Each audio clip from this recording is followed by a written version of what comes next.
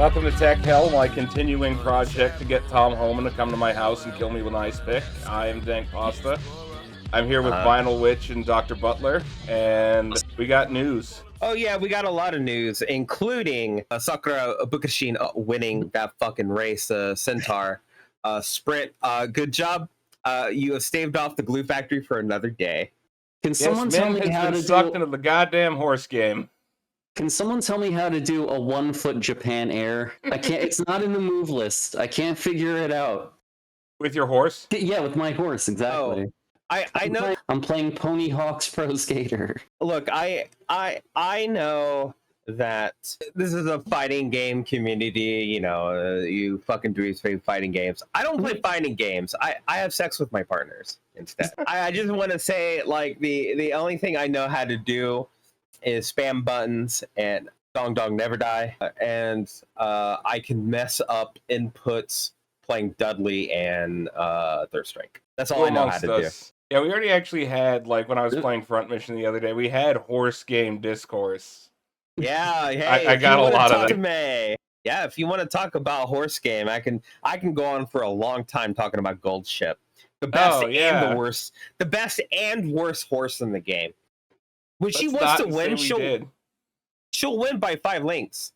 But if she doesn't feel like it, she'll just throw for no reason and then blame you. I love Gold Ship. Yeah, Tech Hell. Let's open with a musical interlude. It's not good enough. Let's get a fucking C drum. Oh, it's not good enough. Let's get them box controllers. Oh, it's not good enough. Let's get him fucking everything he needs. Fucking cut.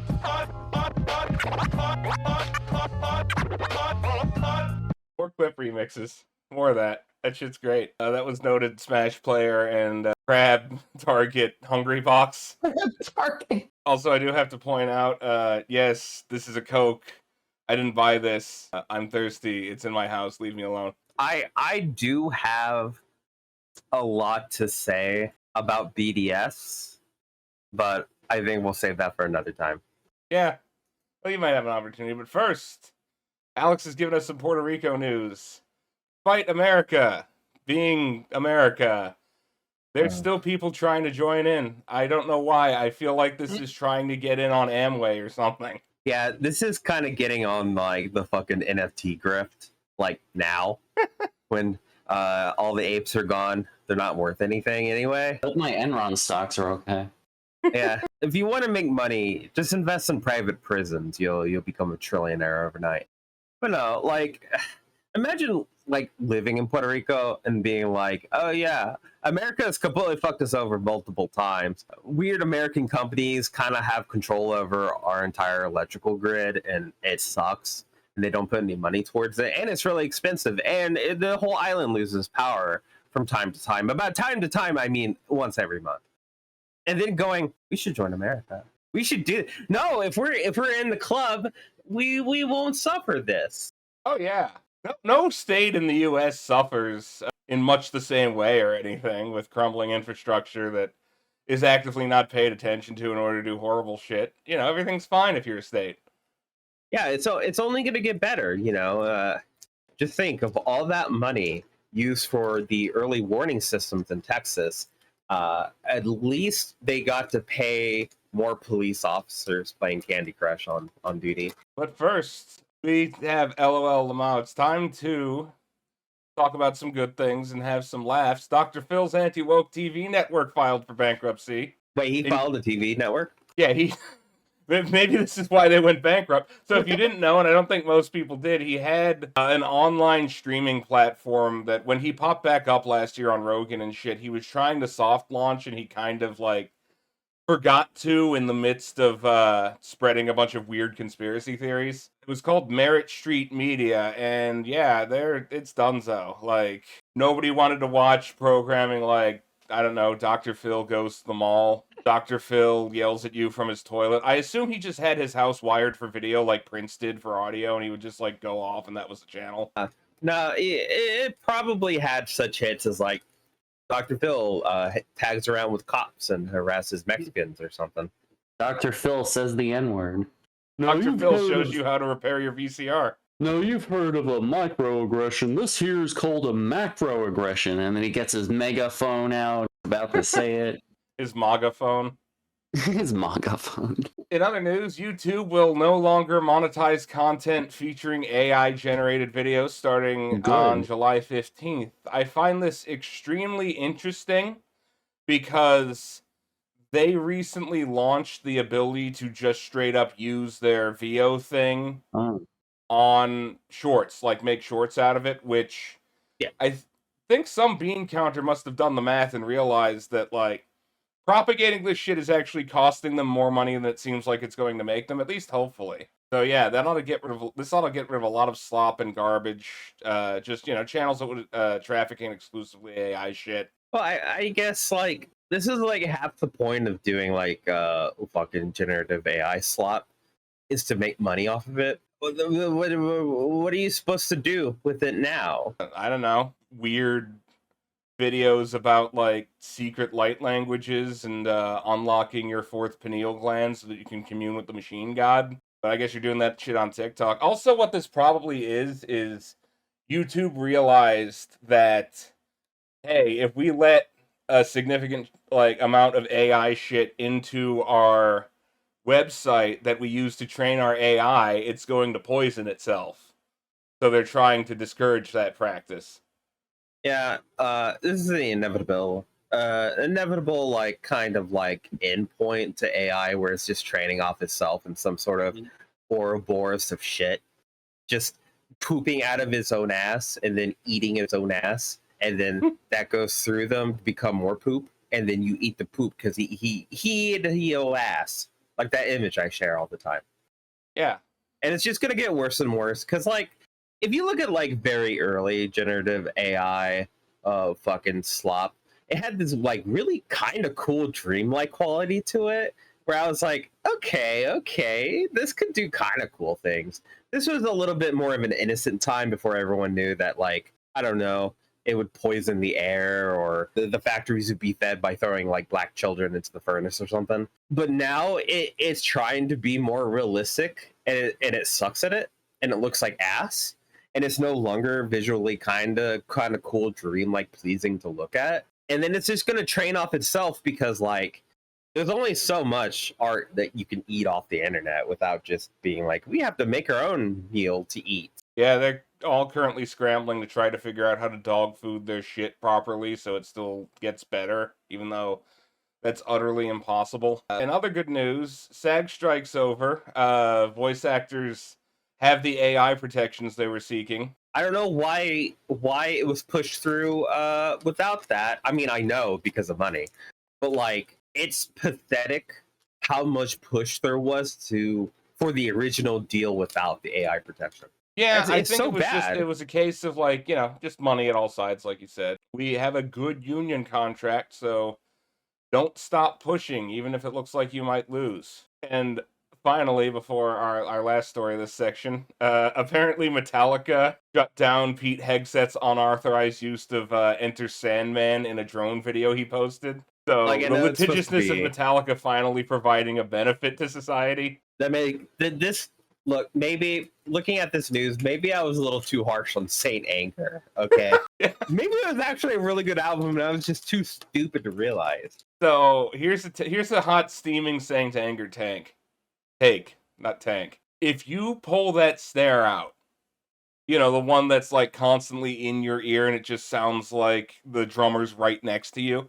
If you Yeah. pull that out or down in the mix, a lot of those songs are fine. Like, I think they fit perfectly in where metal rock music was at the time. They're probably better than like the average fare, at least.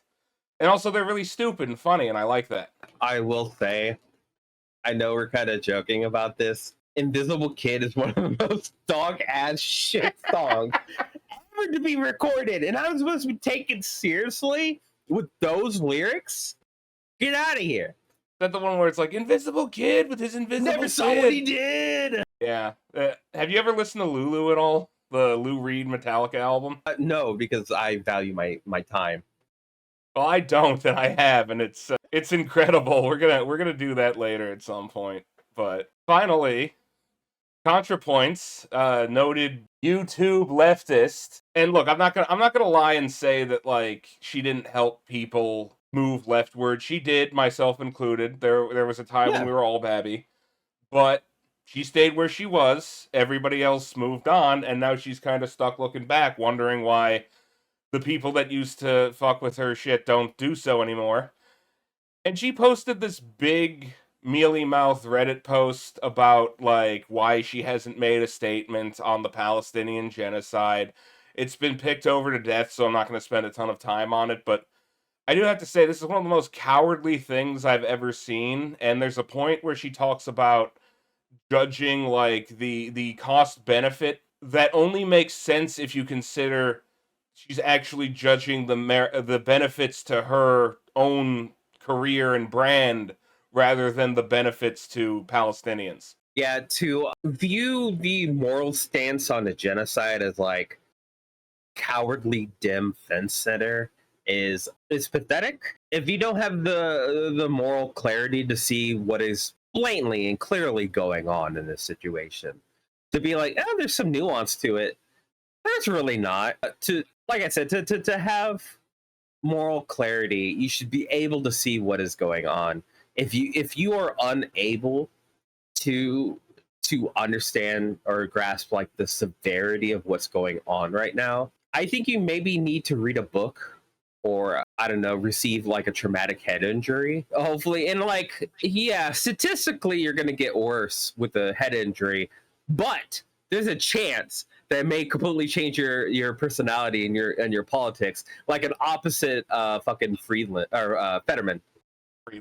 Freeland, yeah, Adam we Freeland. need to figure out how to do the Uno reverse John Fetterman process. Yeah, we need to give people head injuries and strokes and shit.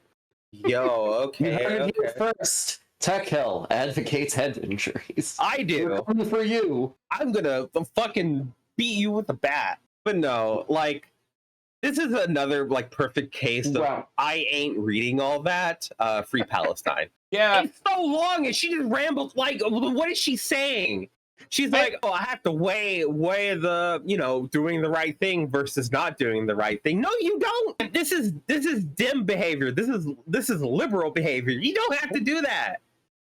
and here's the thing. I will give anybody, libs included, even right-wingers, anybody, one free I was wrong about this issue coupon. If you want to hop on the correct the correct train now, feel free. It is a good time to do it. This is what you put in your own personal journal and nowhere near the eyes of other humans. Exactly. This should have stayed in the drafts. Yeah, sometimes I do feel like it's a lost art. If you write stuff down, you can then look at it and have a record of your own thoughts and then think about them and the implications behind them and whether or not you feel like you should probably change your view. I don't know, just a thought. But people use social media, by which I mean other people, as a way to gather their own thoughts now. yeah, They'll it's crazy. post something and they're like, I'm working through it. And I'm like, you could do that on your own time without showing your ass. You know that, right? Yeah, I post through it on Google Docs, where the only thing that looks at it is the weird Google AI that I'm sure is sniffing everyone's posts and shit that they upload there. Joke's on you. I have several decoy documents that's just full of my incoherent rants about horse girls. Oh, Jesus. Well, in other news, if you want actual anti-Semitism, here you go. Figure to think of that: no death tax, Are no we gonna get estate banned for tax, no going to the banks and borrowing from, in some cases, a fine banker, and in some cases, Shylocks and bad people. But they took away a lot of family. They destroyed a lot of families. Not a good look, Chief. To me, is so important. Figure to. Yeah, I don't think that this is going to move the needle much, and it didn't really.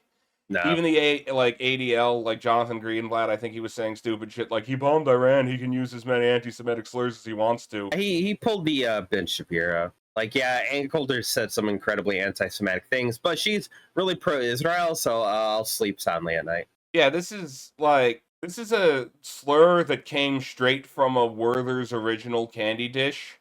It's so fucking old. This is that slur is older than my entire family being in the United States. That's old. It's some old shit, okay? It's some like old timey fucking let's put on my mining cap and go prospect the hills for some gold era like slur. I didn't even know that like people even really knew this slur at all. Oh, this is like this dates Well, now back to people do. Shakespeare. Now people know. Yeah, that wouldn't be the first time that the Trump administration has mainstreamed an anti-Semitic slur, and then the press immediately, tried to sane-wash it. This is a WAPO headline. Trump used term viewed as anti-Semitic slur to refer to unscrupulous bankers. Sure. It's just Received. outwardly cowardly press coverage on this. I know I personally say this a lot, but I think if you're a journalist and you come up with that journalistic abortion of a headline, you should be fired and never be allowed to pick up a pen again, I think. And also, we're going to give you the Tech Hell approved brain injury to hopefully change your politics for the better. The Tech Hell approved trepanning device. Meanwhile, Trump and other Senate Republicans are trying to finalize a law to auction off the 6 gigahertz band of the Wi-Fi spectrum to cell phone companies. What does this mean? Well, all those fancy new routers and shit that you bought, they're gonna have interference from cell towers. This also fucks with the weather radar that which they're trying to get rid of anyway. So thanks. I mean, it's efficient though if you think about it. Yeah, I love not being able to use Wi-Fi. This will totally go great for all of their shit that's equipped with like advanced Wi-Fi equipment. It's not like the militarized police force that he wants to set up is trying to use advanced wireless stuff for coordination or anything. Counterpoint. They can make a lot of money right now and worry about that in the future. That is true. That is true. Also, Marco Rubio had a statement saying that he is going after a UN Human Rights Council Special Rapporteur, Francesca Albanese, for reasons, even though the ICC is a criminal court, and they're supposed to be allowed to arrest people that they put out warrants for. Apparently, we're gonna activate the Hague Act, I guess. Yeah, I mean, this is always the inevitability of any sort of international law functioning as international law was always going to bite the United States in the ass because of the one small detail of us breaking international law all the time. And that's kind of fucked up if you think about it. Like us facing consequences for our own actions. You know what? Actually, I think if you notice the crime I'm doing, that's worse than me doing the crime. Oh yeah, absolutely. Like, what did a U.S. Mouthpiece say? I think the Biden administration, might have been Anthony Blinken, I can't remember, but the ICC is only supposed to be used for African dictators or something. Yeah, it's not supposed to be used on Western countries. I was about to say McCain, but he's been dead for like a decade, and that just made me really happy. Actually, I'm glad he's dead. At least we don't have to deal with his stupid ass, but we do have to deal with this guy's stupid ass. So, Sean Duffy, a man who literally said that he's afraid to ride the subway in New York City, or Washington, D.C. for that matter, despite never doing either of those things. And the guy who's currently trying to fix the airline debacle, planes keep crashing. Apparently, according to him, at least, that's due to old tech and not getting rid of a bunch of air traffic controllers. Yeah, this is the man who's apparently going to be the interim head of the space program, while Trump probably figures out how to get the SpaceX out of it due to recent developments with Elon that we'll get to later. Good to know that we live in a meritocracy and that competence really that's what gets you right to the top, baby. He's so confident that space travel will never be public transportation. At this rate. Not at this rate. I will say one of the absolute tragedies to come out of all this, besides the tragic loss of life and the continuing genocide, I meant something a little less serious than that has been the dismantling and the culling of the United States monopoly on space tech. Like, we used to have something special, you know? Oh yeah. Now we just have, I don't know, Elon Musk's exploding dick rockets that don't even get off the pad during a test and then just nuke themselves. We got those. No, it wasn't. It didn't even fail the static check or static test. It failed before that. It just randomly blew up. Yeah, it literally had a fuel tank fall off. So what you're saying is, what I'm saying is, technically, it didn't fail the test.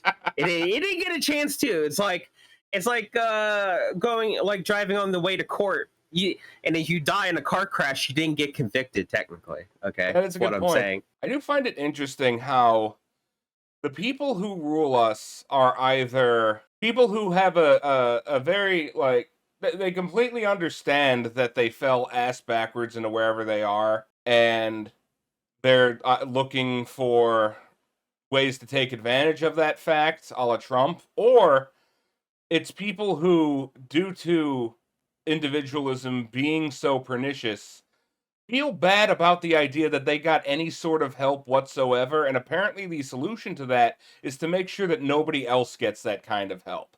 I don't understand how that works.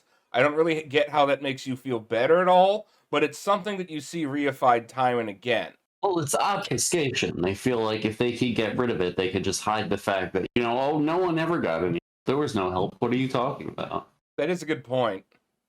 Counterpoint. He got an RV out of it. That's very important. Look, throwing minorities under the bus, they're gonna get thrown anyway.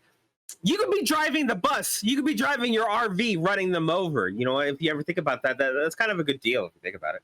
Yeah, you could get, like, cool cruises and hang out with Harlan Crow and see his rare esoteric Nazi memorabilia collection. That is a totally normal thing for a billionaire to have. The Supreme Court is allowing Trump to move forward with all the dog firings, which is great.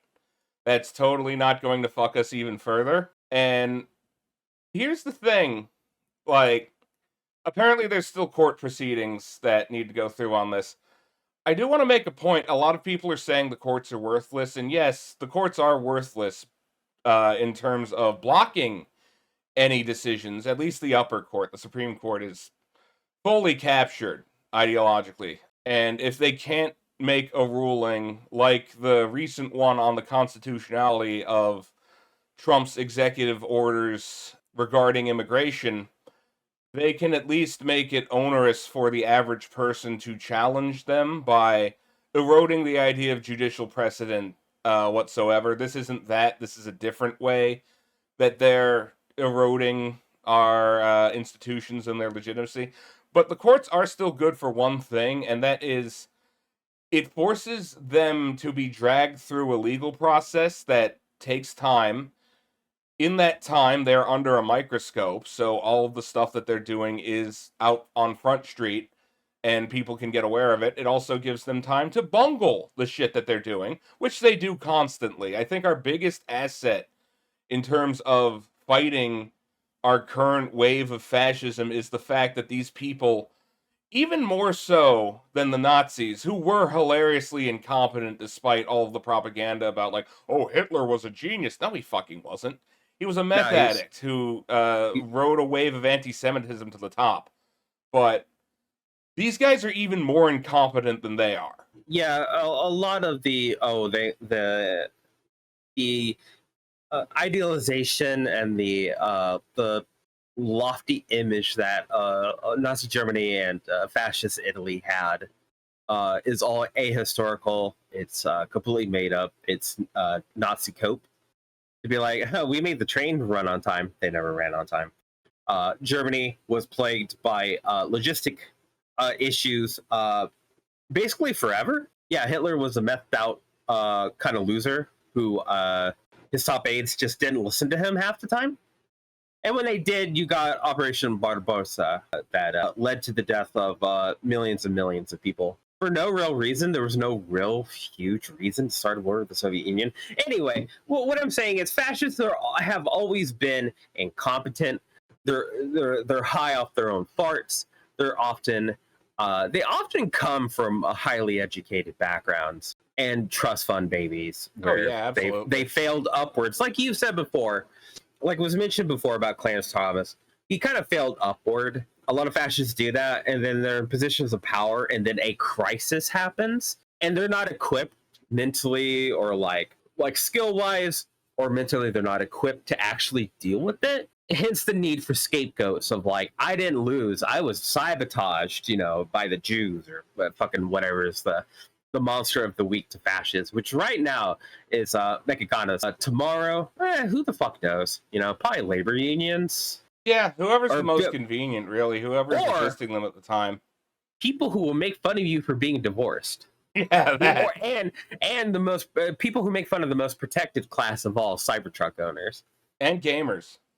and gamers. True. They targeted gamers. I think the number one thing that we can do right now to combat this shit is to expose it to the light. Because the previous incompetent fascists, the Nazis, Mussolini, they were only able to get as far as they did because for a the large part, nobody was looking at what they were doing until it was too late. Whereas we at least have this shit broadcast, and you could point at what's going on in Israel in multiple ways. You could argue against what I'm saying by pointing out, hey, that's still happening, but in previous decades, what Israel's doing would have just happened without anybody knowing anything beyond what the mainstream media is telling them, whereas now both the victims and the fascists themselves will upload fascist crimes to TikTok, to Instagram for you to see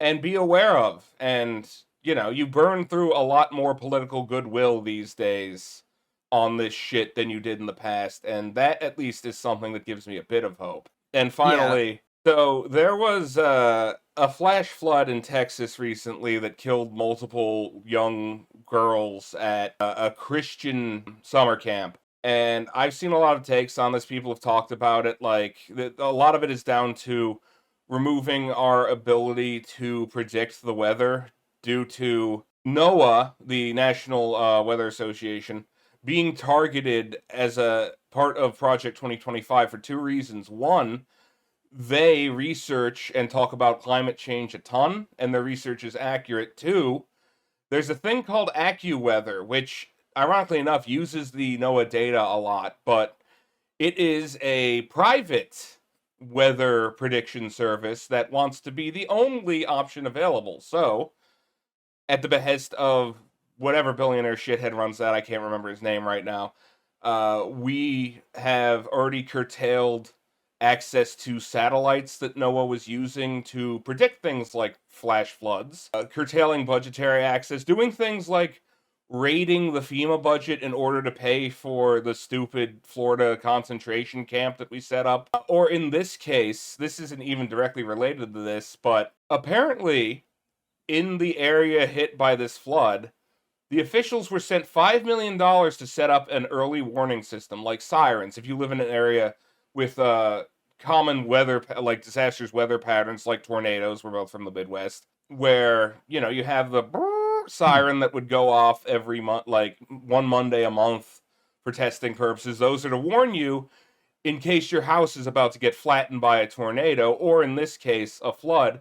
But they didn't want to do it for multiple reasons. One, they didn't want to take anything from Biden. Two, apparently a bunch of people bitched that the sirens are like an eyesore or something, or like a hearing sore. Like, I don't want them sirens going off in the middle of the night to warn me about a flood. These people who are making this complaint do not live on the floodplain, by the way. No, they don't. No matter how annoying tornado sirens are, like you mentioned, we grew up in the Midwest. You want to be able to hear those things, and they should be annoying, and they should grab your attention, because tornadoes are really fucking scary. They can appear very quickly and completely ruin your life in like a minute. Yeah, you want early warning systems for this kind of shit, especially as weather patterns like this become more commonplace. Like, you want to know before shit goes down or else you end up with a bunch of dead children, unfortunately. I've seen some horrid takes on this, and I do want to take the time to say, I don't care that this happened in a Republican area, like, Texas, although I think the specific area in question went more for Kamala, but that's besides the point. It doesn't matter. These are people first, and where they land politically a distant second. Like, I've seen a lot of people be like, oh, they're getting what they voted for, they're getting what they deserve. First off, kids can't vote. I was gonna say, aren't they children? Yeah. Yeah, a lot of children died during that. To hop on your point, if you're any sort of collectivist or communist, you should have solidarity with the working class always. That should be unconditional. If you look at this and you don't feel frustration for the lack of response, the fucking shoot the shit attitude that they have towards something that would have protected these kids. The reason you feel frustration is because you have empathy with these people on a fundamental level. You empathize with losing a child. Like, that's really personal to me. I'm not going to trauma dump on this podcast about it. You should feel that you should expect these people to do better to protect their communities, and it's fucking infuriating to see they're not. See them bitching about, we're not going to take anything from the communist government of Biden. Fuck it, I wish he was communist, motherfucker. What are you talking about? But no, you should feel solidarity with these people, even if they fucking hate you. They are workers, and solidarity was makes us strong. And I hope this becomes a learning lesson for a lot of these fucking idiots. It may not, but you should always have hope for other people. Otherwise, like, why are you a communist? Like, what do you want out of this? And sorry, that was my mini soapbox rant for the podcast. I think you're exactly right, and it is worth pointing out that people didn't really know what they were voting for if they voted for Trump. There are people who fully understood what they were checking that box for. A lot of people were just stupid, ignorant, misinformed, didn't understand it. I'm not saying that's a good thing, but that is the human condition in America, and they try to keep us that way on purpose. Like, we're too busy to be informed well for the large majority of us. We're all propagandized. I include myself in that statement because there's still going to be shit, even if you think that you are fully woke, fully wise to how things work. There's still stuff that falls through the cracks, one of them being saying shit like, oh, they deserved it. But you need to understand that in order for things to get better, and I'm going to talk about this a bit more later, in order for things to get better, we gotta learn how to talk to people who are on the other end of things politically. Now, let's move on to people who you shouldn't listen to at all. Us. Yes, no, the New York Times. The failing New York Times. Why does he post like that? You're not cunty. You're not serving anything but a fucking cease and desist, a fucking restraining order. Stop doing that. Why are you looking at me like that? You know what he's serving? He's serving articles co-written by eugenicists. Why are his shoes off? So, for anybody unaware, the political class, the mainstream Democrat political class, wasn't able to push against the big beautiful bill or any of the shit that Trump's doing because they were too busy freaking out about the fact that Zoran Mamdani won the primary for mayor of New York, a socialist. I don't even feel like it's really worth mentioning, but they do constantly Muslim, underline that about 6 times, and they're just like they're frothing themselves into this idea that there's going to be like pogroms in the streets, or in a lot of cases from people who don't live in New York City, that they're already happening. But apparently this was bad enough that the New York Times, the Gray Lady, the paper of record, felt the need to reach out to a eugenicist hacker who goes by, what was it? Cremieux, some French shit. Let's see here, yeah. Cremieux Requel, which is the most online name that I've heard in a minute. They felt the need to reach out to this guy to find oppo on Zoran Mamdani, and the only thing he was able to dig up of note was that since Columbia University got hacked, we have a bunch of their admissions data, And apparently Zoran Mamdani, a guy who is of Indian descent, I believe, and was born in Uganda, marked African American and Indian on his race selection form that they make you fill out. And then he wrote in the the little area that is where they give you to explain other or explain any whatever.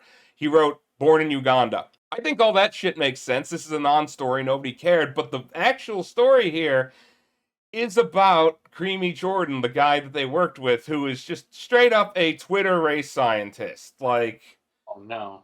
Yeah, he's posting graphs here's people's distribution of IQ by race, which, by the way, IQ for one, bullshit. But this is bullshit built on top of bullshit because they're not even doing the bullshit correctly. This is some of the most refuted, nonsensical crap you can find. Where are his calipers? How am I supposed to trust him? He may talk about nice things like grocery stores and buses, but I managed to measure his skull with iCaliper. It's a good app, and he has the indentation on his skull, which means he hates Jews because that's just how it's passed on through. I studied a lot of this, and a lot of my textbooks did use a bunch of old-timey slurs that are so old and scientific that I don't think anyone gets offended by them anymore. And it may be older than the English language, but it's very trustworthy because it affirms basically all I believe. This is true. Yeah, I already think it, ergo it's right. I will say, again, with the ADL, the Apartheid Defense League, trying to smear him as an anti-Semite. Oh, you can't choose which Jews you can talk to. You got to talk to us. Oh, that was insane. That was insane. His campaign was backed up by another frontrunner in the mayor race, a Jewish guy. So I don't know what's going on with that, but John Greenblatt, I think he thinks himself as king of the Jews or something, which it's a very interesting position, a very interesting way to think about yourself, how you're the representative of Jewish interests in America. Yeah, if I remember the last guy who tried to do that, it didn't work out too well. Yeah, the Romans fucking got him. Yeah, you ever fucking think of that? Don't go to Rome. They'll fucking crucify you. Oh no, sure. My people killed Jesus. Shit. Oh my god. I'm going to say this. I hate the old anti-Semitic conspiracy that Jews killed the fucking Jesus. No, the Romans did. The Romans loved crucifying people. They invented it. You're working with guys who think that elites are genetically different from the population. And you want to see what an elite motherfucker looks like? Here he is. Here you go. Dude, that's a trustworthy skull. Creamy, whatever the fuck. This is a trustworthy skull. He looks like a 10-year younger Mr. Beast. I actually thought that was him at first. Yeah, Mr. Beast's gonna host a fucking skull measuring competition. He would. If your skull is Aryan, you win $10,000, and it's like a bunch of impoverished Ugandans behind them crying because they just want to make enough money to survive the capitalist hellscape they all live in. Yeah, and Mr. Beast is like, measure your skull, begin. Yeah, meanwhile, this guy's supporting Eric Adams, apparently, because of course he is. The actual black guy. Yeah. Here he is, the arbiter of who's actually black. Yeah, his name's Jordan Lasker, by the way. Is this the hell they're gonna die and that Madami is pretending to be black now? Because yes. Apparently you can't be born and raised in Uganda and be black, apparently. Or you can't be biracial, which is coming.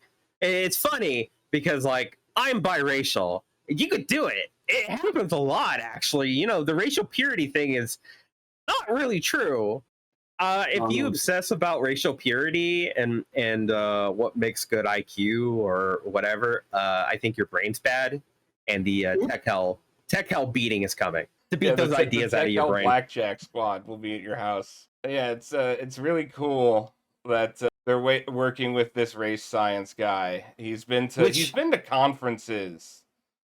Eugenics conferences. Hey, I want to say that original article that got everyone talking, they gave him anonymity, by the way. Yeah, that too. That's another thing. Even though the Guardian name dropped him because he spoke at a conference using his real name and going, you know what, maybe the blacks are inferior if you think about it. Also, I'd like to point out that this is the same paper that refused to release that hacked JD Vance email block before the election that, probably had some incriminating shit in there that would have been relevant to people who were voting because apparently it was beyond the pale ethically or something. But having this guy go through hacked college admission data, apparently 100% fine. Well, yeah, because they didn't do it. They had someone else do it. And if you think about it, that kind of leaves you off the hook. Oh, yeah, I'm sorry. I forgot that's how that works. Yeah, if you notice my crime, you know what? You're worse. If you think about it. Stop noticing. Quit noticing. Stop looking at me funny. Well, speaking of crimes, so ICE's budget is now bigger than any other armed force in this country. And which is wild to say. That's crazy. And that's all we spend our money on. So far, yeah, we can't give people housing. We can't give them like security against weather events that are supposedly once in a lifetime. But we can prop up concentration camps and give like $400 billion to the new secret police that's going to be harassing all of us. But something that was at least heartening, I guess. I don't have hope, but I have cope, and that's almost as good. So there was a big joint ICE, Customs and Border Patrol, which is a separate org, by the way, I guess, than ICE. We have two of these things now, but like ICE, Customs and Border Patrol, the LA National Guard, some other three-letter agencies and such. We have a whole list of them, actually. They codename themselves after soda. So let's see. The ATF was A&W. The CPB was Canada Dry. The DEA was Dr. Pepper, which Customs and Border Patrol calling itself Canada Dry seems a little ironic to me, but a little bit. FBI was Coke, of course. I don't know what the FPS is. First-person shooter? Yeah, I don't know half of these fucking... I think it's very funny that of all the soda drinks, the LSD got fucking RC Cola. Do they even sell RC Cola in fucking Cali? Like, I saw it recently. I don't know if it's back or if it never left, but I saw it when I was in the drugstore. I thought that was a delicacy only available in the Midwest and meth land. Well, now they're exporting that shit. Honestly, my whole life has just been trying to leave the Midwest and watching it develop everything. What are Hank and Inca? So Hank, I know Inca, but I don't know what the fuck Hank is. Hank is Hank's soda. It's really good actually. It's just like a gourmet soda brand. They make a good cream soda, like fucking cane sugar, all that jazz. If you're a real soda head, I definitely recommend checking out some Hank. I love getting hanked up. Hank all day. Inca Cola is the golden cola, and that is like the #1 soda in like Mexico, I believe, which ICE calling themselves that is, I'm sure that someone thought that they were being funny. Same with the Canada Dry, like haha, very funny. Have fun wasting your time in the California heat, harassing like 5 people.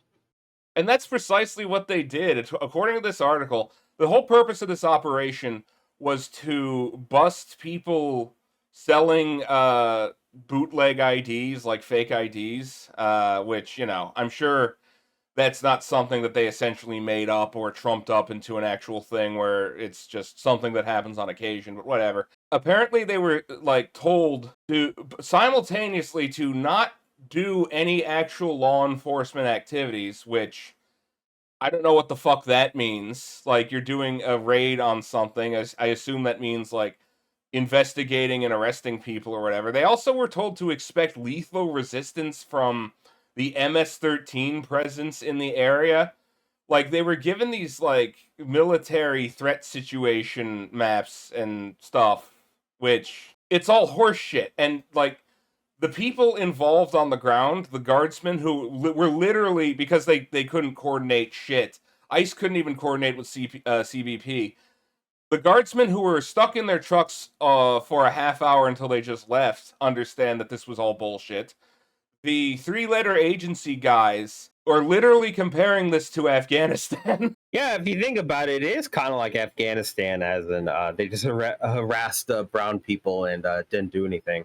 Yeah, so all we've done thus far is harass brown people for no reason, blow a bunch of money, embarrass every single three-letter agency under the sun. Like, I'm surprised I didn't see the IRS on that list or something. But and destroy agency morale. So great start, guys. This is, of course, not the only ICE raid that happened. There was a big one on farms in Utah that killed someone, which is, of course, fucking terrible. And I wanna make it clear that this is coming to a theater near you if you haven't already seen it. Like, but you don't. If there's one thing I learned from being in the Jewish community is the threat of, if they're okay with doing this to someone else, they are more than okay doing it to you.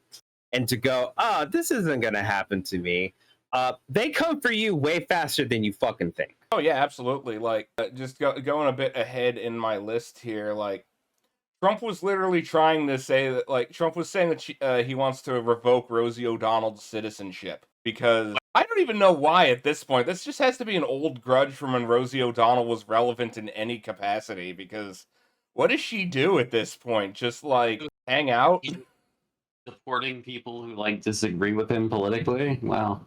Oh yeah, absolutely. Like, Totally normal country you live in, guys. yeah, and this, of course, some like this is getting caught up in the courts. One of the ways it's getting caught up on the courts is apparently at Alligator Auschwitz, they want to use National Guard officers as immigration judges, which they want to appoint current JAGs, judge advocate generals, the guys who do military tribunals. But former JAGs and also just people within the court system are saying, hey, that's martial law. You can't do that unless you specifically invoked the Insurrection Act, something that they keep backing off from because I think they understand that that kind of pops the balloon for them in a lot of ways. This is currently in like a legal ensnarement. I'm sure if it makes it to the Supreme Court, the answer is just going to be, well, he's the president, he can do whatever he wants. But as this shit, like, you know, this shit getting hemmed up in this morass and exposed, as I've said previously in this podcast, this is a good thing, in my opinion. Yes. Every single snag is a small victory. It also tanks the polling numbers and optics for Trump, someone who is obsessed with the idea of like being liked and his legacy. Now, this article came out, and it also came out on the heels of like this truth from Trump, where like this makes it look like there's no light between him, Tom Homan, and Stephen Miller. They might as well be in a hive mind, right? But there's also it's hearsay. I'm gonna like it's a leak, but if this is actually accurate and not one of their attempts to fuck with people, obfuscate, lie about what's going on, Trump apparently called Kristi Noem to be like, hey, you got to stop all of these deportations and all of this immigration shit. It's tanking my numbers. And her response was, lol, no. So, yeah, because who's driving the bus on this administration? Like, we truly have another Brandon presidency going on. Yeah, so Noem is a fucking true believer. She's a freak, by the way. She plays like dress up and goes on fucking ice raids like Dr. Phil. She did an ice raid with Dr. Phil. Oh god. She likes to televise. She is the one that pushed for the concentration camp fucking merchandise, which is so American. I'm sorry, that's a very American thing to do. At least the fucking Nazis at least attempted to hide their fucking crimes against the soul of humanity. They don't even do that here. They're like, you know what's really funny? You know how alligators eating the fucking people we've kidnapped. You know what actually is funny about that? So they it's another case of them kind of believing their own bullshit to their detriment. Yeah, exactly. Everything's made in China too, and it's all so utterly tacky. But the thing about alligators is that they're actually pretty chill. The recorded number of deaths from alligators, lifetime total, like the total number of deaths in this country is 23. I think Really? that pencils have killed more people than alligators. So, another thing is that, like, swamps are actually a really good place for people to hide. Yeah, exactly. If they put hippos out, then that would be fucked. Like, hippos are scary. I don't trust them. But, yeah, like, so they basically made a place where they're relying on natural hazards to keep people in that don't actually exist, in a place where hiding is extremely easy, to the point where there are people just hiding in the swamp who just, wanted to be off the grid or whatever, just there living now. Like, so yeah, it's yet another example of them not even being smart enough to do fascism properly. Meanwhile, here's Wormtongue. California and Los Angeles are waging insurrection against the federal government. They are protecting those who traffic in the suffering of children. And by the way, do you know why? Can someone get this motherfucker some glasses, please?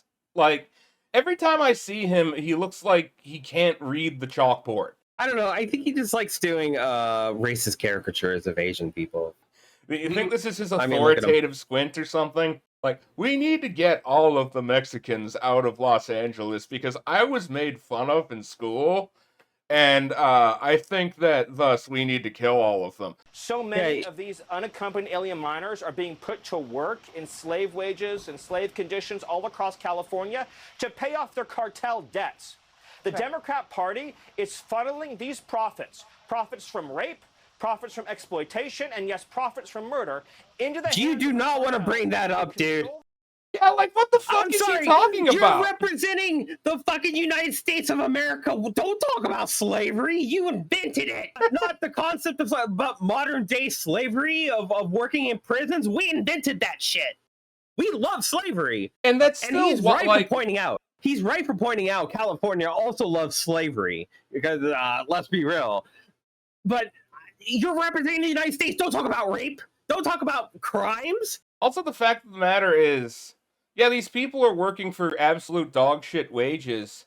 They're doing so at the behest of capitalists who largely back you. That's why there's a big, kerfuffle with Trump talking to all of these farmers, and by that I mean farm owners, because the people who do the actual farming, those are farmers. The people who tell people to work the field and then sit in an air-conditioned office all day, or most of the time don't even do that, those are farm owners. But the reason why there's so much tension between the farm owners and Trump is because the farm owners are pointing out, hey, in order for our grift to work, we need these people. Like, there's a clip from noted vampire, I think it was Murray Rothbard, the libertarian guy, like, where he's just explaining how immigration, the way the U.S. had it set up at the time and has had it set up until now, is a net benefit for this country. And I'm not saying that I'm not advocating for that process to continue. I would like everybody to be documented and have the same legal rights so that people can't be essentially brought in under slave wages or used as indentured servants or any of that shit. But yeah, it was a net benefit to the country that they're now pulling out. Like, they're yanking the column down. This is one big game of Jenga. Yeah, the thing is you bring in foreign labor to so you underpay them and work them like dogs. You make a bunch of money off of them. I think what is happening now is we're doing the cool old thing of transitioning away from that and being like, you know what, we have our own domestic source of slaves. People who say, hey, maybe these ICE raids shouldn't go on, or something equally like terrible, like a speeding ticket or a parking ticket that gets you thrown in jail because you can't make bail, and therefore you have to work the fucking slave labor in prison. I think this is a push to make more American citizens slaves because it is less work than dealing with people immigrating for work here in the States. It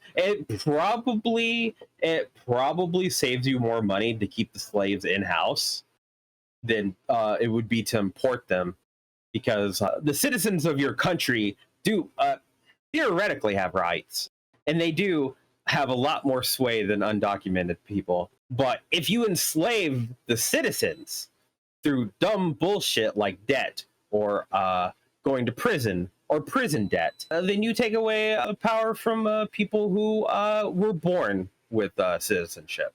That's why I see a lot of the push towards ending birthright citizenship. Like I'm having a hard time actually like articulating this point. I think they're seeing this as a win-win because they can put more citizens into bondage of debt, and they can rally up their base saying we're going to beat these Mexicans up because some people really like that apparently. Yeah, I think that that's probably the idea. I don't know if that actually is like a net benefit for them. I guess it is for like a private prison complex, but the thing is, these mechanisms of control need funding and maintenance that they have already shown they're not willing to give them. Like I said, they're not smart enough to do this. And I do think that like the smarter fascists in the American government, those being mostly on the Democrat side,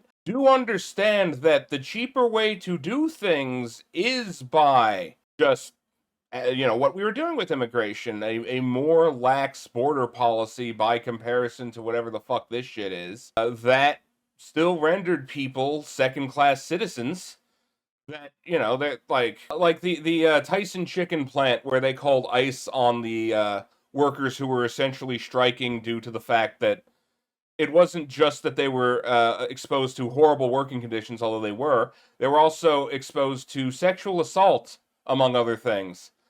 But them getting ICE called on them and all of them getting deported as essentially a labor action, that didn't happen under Trump. So I don't know. Meanwhile, here's Tom Homan saying that stop and frisk is legal. I've got to get your reaction to this Biden-appointed federal judge out in Los Angeles, apparently expected today to issue a temporary restraining order halting your lawful operations. She says, I think it's important for the court not to burden otherwise lawful law enforcement activities.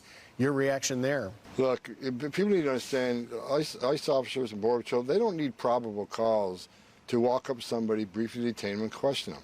They just need this. Yes, you do, by the way. I need to emphasize, like, you can't just be stopped on the street and detained. That's why the question, am I being detained, exists. Like, the cops legally aren't allowed to check your papers because, even though it's starting to look a hell of a lot like it, this isn't Nazi Germany. The totality of the circumstances, right? They just got through the observation, get articulable facts based on their location, their occupation, their physical appearance, their actions. Like a uniformed border patrol walks up to them at for instance, a Home Depot. And they got all these articulable facts, plus the person walks away or runs away. Agents are trained. What they need to detain somebody temporarily and question them. It's not probable cause, it's reasonable suspicion. We're trained on that. Every agent, every 6 months, get Fourth Amendment training over and over again. These officers are really good at what they do.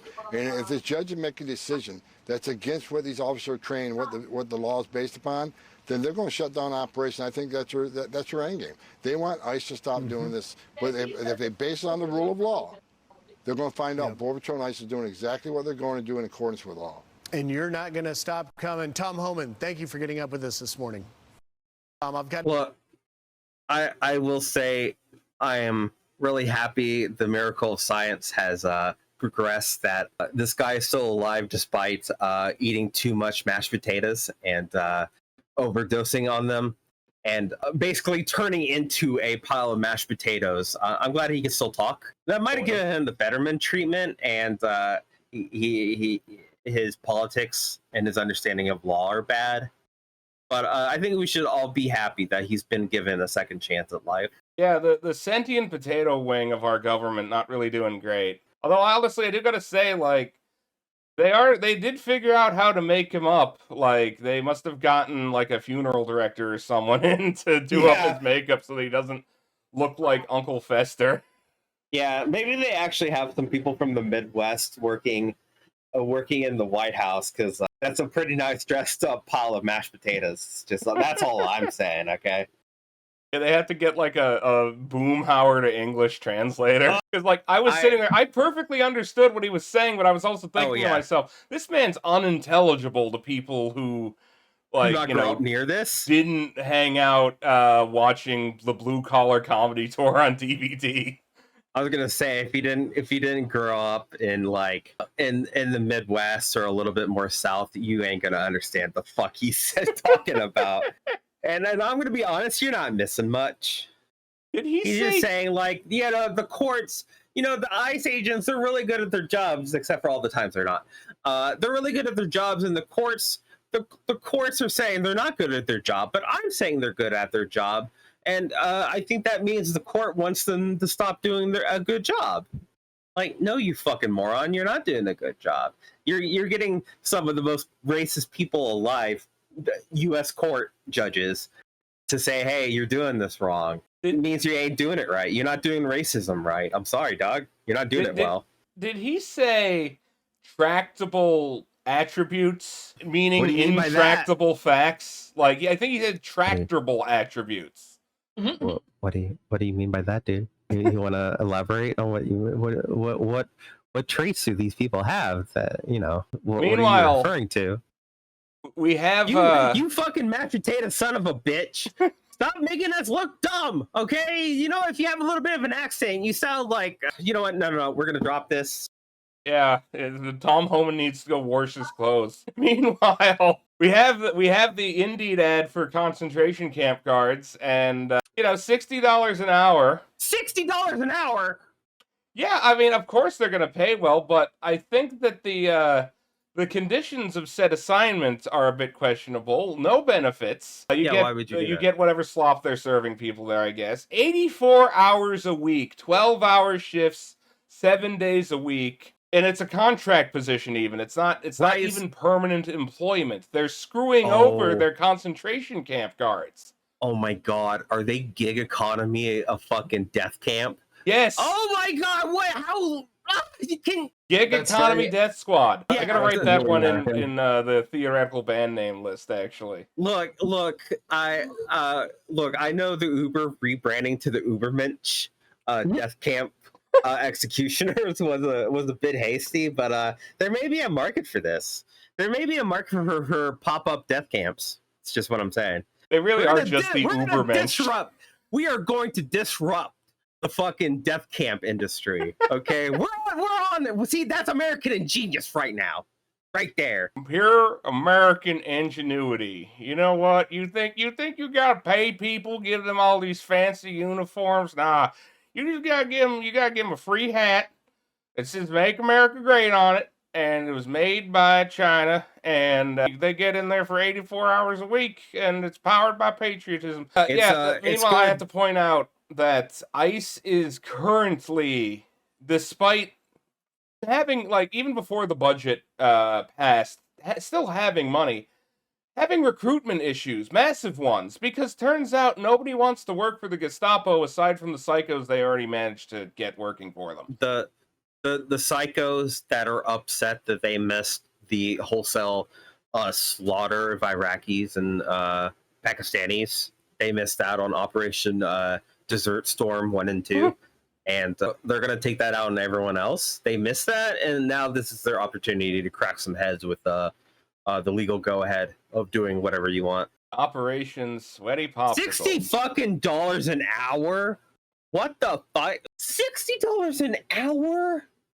That's crazy. Yeah. Well, let's talk gamer shit. So in case you want to know where Call of Duty's at. Fuck you, asshole. Hang on, before we move on to this next thing, I got one thing I just got to show you. Check the stream chat. Here you go.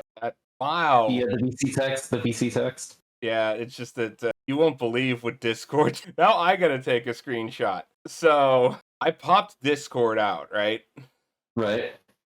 And here, the easiest way I can show this. It just stuck Tom Homan's face. Oh, God. Tom Homan jump scare. Yeah, let me figure out how to actually open this. He's kind of like the Grim Reaper for if you ever consider putting ketchup on your biscuits and gravy. Yeah, I'll do the copy trick again. Yeah, you know, biscuits and gravy is a lot like Dark Souls because it's roll slop. Listen here, you son of a bitch. I love biscuits and gravy, but it is quite literally slop. It's just wet stuff that you put in a slop down in a dish. I love me some wet bread. Man, I miss the I Spot love me Cafe. some wet bread. I miss the Spot Cafe a lot, man. That sucks. You know what? Sometimes, if you're living in the Midwest, sometimes slop is as best as you're gonna get. Okay. Otherwise, you're gonna just be hanging around McDonald's parking lot like 2 in the morning for fun. Yeah, or By the the train Walmart. tracks or the Walmart. Yeah, we call that hang slop. It's called friend slop, thank you. Oh, God. Yeah, I haven't let's talk figured about out- the latest friend slop game. Here's where COD's at. Good kill. Almost Knocking the two. Fuck you. I like this when it was called Mugen. Now, I personally think that this is better than the usual Call of Duty fare, but like, yeah, people calling it Fortnite's creepy uncle, as this person did, totally works. I just remember when you could do this shit in like Half-Life multiplayer shooter mods, Yeah. and you didn't have to pay like, you know, $70 in a battle pass so you could play as Butthead and kick the Terminator in the nuts. But I'm sorry, as you say that sounds really fucking cool, actually. How about you shut the fuck up and let people enjoy things? I'm fine with letting people enjoy things. I just have problems with like the fact that it costs so much now. But also, Xbox basically doesn't exist anymore. Microsoft laid off so many people in order to feed the AI half of the company that the Xbox bigwigs are currently saying you should use AI to manage your emotions and help you in job searches. And this is some of the stupidest shit that I've ever seen. Like, this dude was literally like, these are really challenging times, and if you're navigating a layoff or even quietly preparing for one, you're not alone and you don't have to go it alone. I know these types of tools engender strong feelings in people and stole all of your jobs, but I'd be remiss in not trying to offer the best advice I can under the circumstances. I've been experimenting with ways to use LLM AI tools like ChatGPT or Copilot to make your penis bigger and enhance your orgasm strength. Here's some ideas I had. You can ask ChatGPT or Grok to act as a career coach. I've been laid off from a role in the game industry. Help me build a 30-day plan to regroup, research new roles, and start applying without burning out. Or here's my current resume. Give me 3 tailored versions. Rewrite this resume bullet to highlight impact and metrics. I'm gonna say the fucking audacity to be like, these are challenging times. Yeah. That I created, by the way. Yeah, right? The fucking goal on this guy. He's like, Oh, listen, you should use chatbots and be like, hey, Grok, how do I work on my skull shape so I get hired at a? I was gonna say, what's another fucking gigantic like tech firm that hasn't already done this? What, are you gonna go work? oh, for hasn't Sony? done it yet? Are Okay. you gonna go work for Sony? They're gonna do the same thing to you, Bucko. Yeah. Like, what is this? Is look, I'm just saying, if I worked for Microsoft and I put decades into making this company billions and being one of the most well-known entities in human history, if my boss laid me off and then said this shit, I would be engineering a fucking guillotine. That's all I'm saying. Here's the thing, too. Like, you might not even have been working for Microsoft. You might have been working for Bethesda making Todd Slop, which I'm copywriting that genre name. That's what we call Elder Scrolls or games now, is Todd Slop. Yeah. You might have been like making Todd Slop or whatever, and then you got bought, or you're working at Activision, like, and maybe you're one of the people lucky enough to not get sent to the Call of Duty mines, and you're actually working on a thing that you wanted to, and then you got bought by Microsoft, and your job is just eaten by AI that can't do what they need to replace these people. So I really don't know what this is, except like Microsoft transitioning into whatever the next form of Xbox is going to be, which I feel like is going to be publishing games and releasing consoles that are literally rebadged existing like mini PCs and Steam Deck clones. They already did it. They have their own custom version of the Asus ROG Ally, which was a Steam Deck clone that nobody liked. It had overheating issues.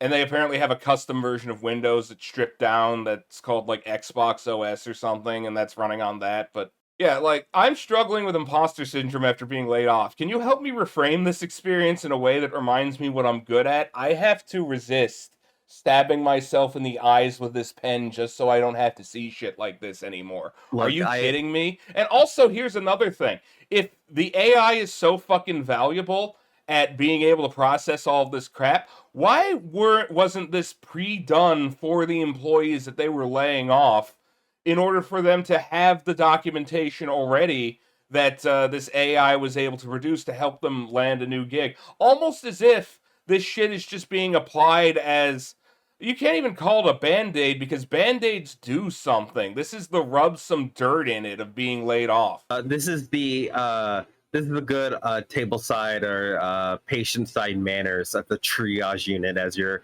leg is blown off in Vietnam and you're bleeding out, and someone goes, "You know what? Go get him, Tiger. You got this." It's basically thoughts and prayers, but for your career. Yeah. Thoughts and prayers bot. So there's a couple things. No, I mean there's a lot of things wrong with this. There's a couple things. First off, this emission, on Tech Hell, we talk about a lot of things that get us emotional. I want to reiterate: don't Fed post in chat. Keep those thoughts to yourselves and/or in private conversations with no recordings, because this will be used against you in a court of law. That being said, AI should be used to replace the people doing the firing and not the workers, because it seems like the workers do stuff, and then the slave owners put out dumb statements like this, and no one fact checks them, and it'll be like, hey, listen, this sounds a little insensitive, you know? Yeah, like the hubris on display here. And there is something so dystopian about firing a bunch of workers and being like, you should use this other service. You should use your free daily questions to ask ChatGPT about how to deal with this situation. We're not even going to provide you with that service. That's on your own dime. You got to pull yourself up by your own bootstrap after we've stolen your boots and everything else. Yeah, I feel like the audacity of these bitches. That's what I'm saying. Yeah, I feel like this is the equivalent of like going to your doctor talking about how, hey, my left arm goes numb and I can't breathe every now and again. What do you think's going on? And then he turns to his Star Wars Episode 1 R2-D2 branded Coke machine to ask what he thinks your condition is. Like, we're absolutely fucked. Or at least these execs are absolutely fucked. You know what's actually crazy? You can make a game that sells really well, and if a big company offers your boss enough money, they will buy you and everything you worked on, and then fire you and be like, "Oh, this is our property now." Something that like Peter pointed out to me that I didn't know. Do you know why EA bought Criterion, like the Burnout people? I have a reason that I have a feeling that you know, and it's going to make me angry. Yeah, so they were making a middleware for the PlayStation 2 that was very easy to use called Renderware that let people just like, honestly, it was used to make a lot of shovelware, but also a lot of very good video games. It was a very much more accessible toolkit than just the straight PlayStation dev shit. And EA bought that because they didn't want other people, like EA bought Criterion to have the ability to stop people from using that to make video games, because the less video games that are made, the more EA can make their garbage, and people will buy those. So a lot of people lament the good video games that we lost due to Renderware becoming proprietary. I lament all the shovelware and garbage and just weird experiments like the stuff that you saw on the PlayStation that just didn't happen because EA bought Renderware. Well, they're making good use of it, at least. Oh, yeah. In other gaming news, so 3 former Ubisoft execs were found guilty of sexual and psychological harassment. They got suspended sentences, I guess. It's their former editorial VP and, you know, a couple other guys. It's not Yves Guillemot or his brother. I think they already got clicked up on separate charges, but they did. Yeah, just great things going on at that company overall. Totally, like, not, you know, a Blizzard-style culture void in terms of just manufacturing sexual harassment claims. Well, I mean, yeah, they're sexually harassing and traumatizing people, but at least they didn't steal breast milk. They did light somebody's beard on fire, though. What? Yeah, That's this is the most fucking French wild. thing I've ever heard. Holding a cigarette lighter so close to someone's face that their beard lights. I will say, if you know anything about this area of law, how difficult it is to get a conviction on any kind of sexual harassment is so fucking hard to do, and they got multiple to stick. That's how bad. I guess this dude was drawing swastikas on people's notebooks and shit. What? I did not read this article. What? No, this article's wild. Like, the stuff that was going on there, it's honestly like if you gave Pepe Le Pew the Nazi amphetamines. Hey, that's an insult to Pepe Le Pew. See, he wouldn't be a Nazi, he'd just be a sexual harasser. The only way this shit could be more French, too, is if, like, somebody used one of those long cigarette holders to put out their shit on someone's arm. Anyway, it's time for divorce court. Divorce court. Who got divorced this week? So, Senator Angela Paxton files for divorce from Attorney General Ken Paxton, who is, if you don't know who Ken Paxton is, he is, of course, the Texas AG, and he is one of the most corrupt motherfuckers on the face of the earth. He has managed to dodge multiple felony charges for corruption. Like, he's also managed to dodge his wife divorcing him before over several affairs that he's had that are well documented, meaning that, especially given the wording she used, in light of recent discoveries, you got caught with, like, CSAM. You got, like, we got to look at your computers, bro. Something happened here. Something happened. I will say he may be good at dodging charges, but divorce court comes for them all at the end.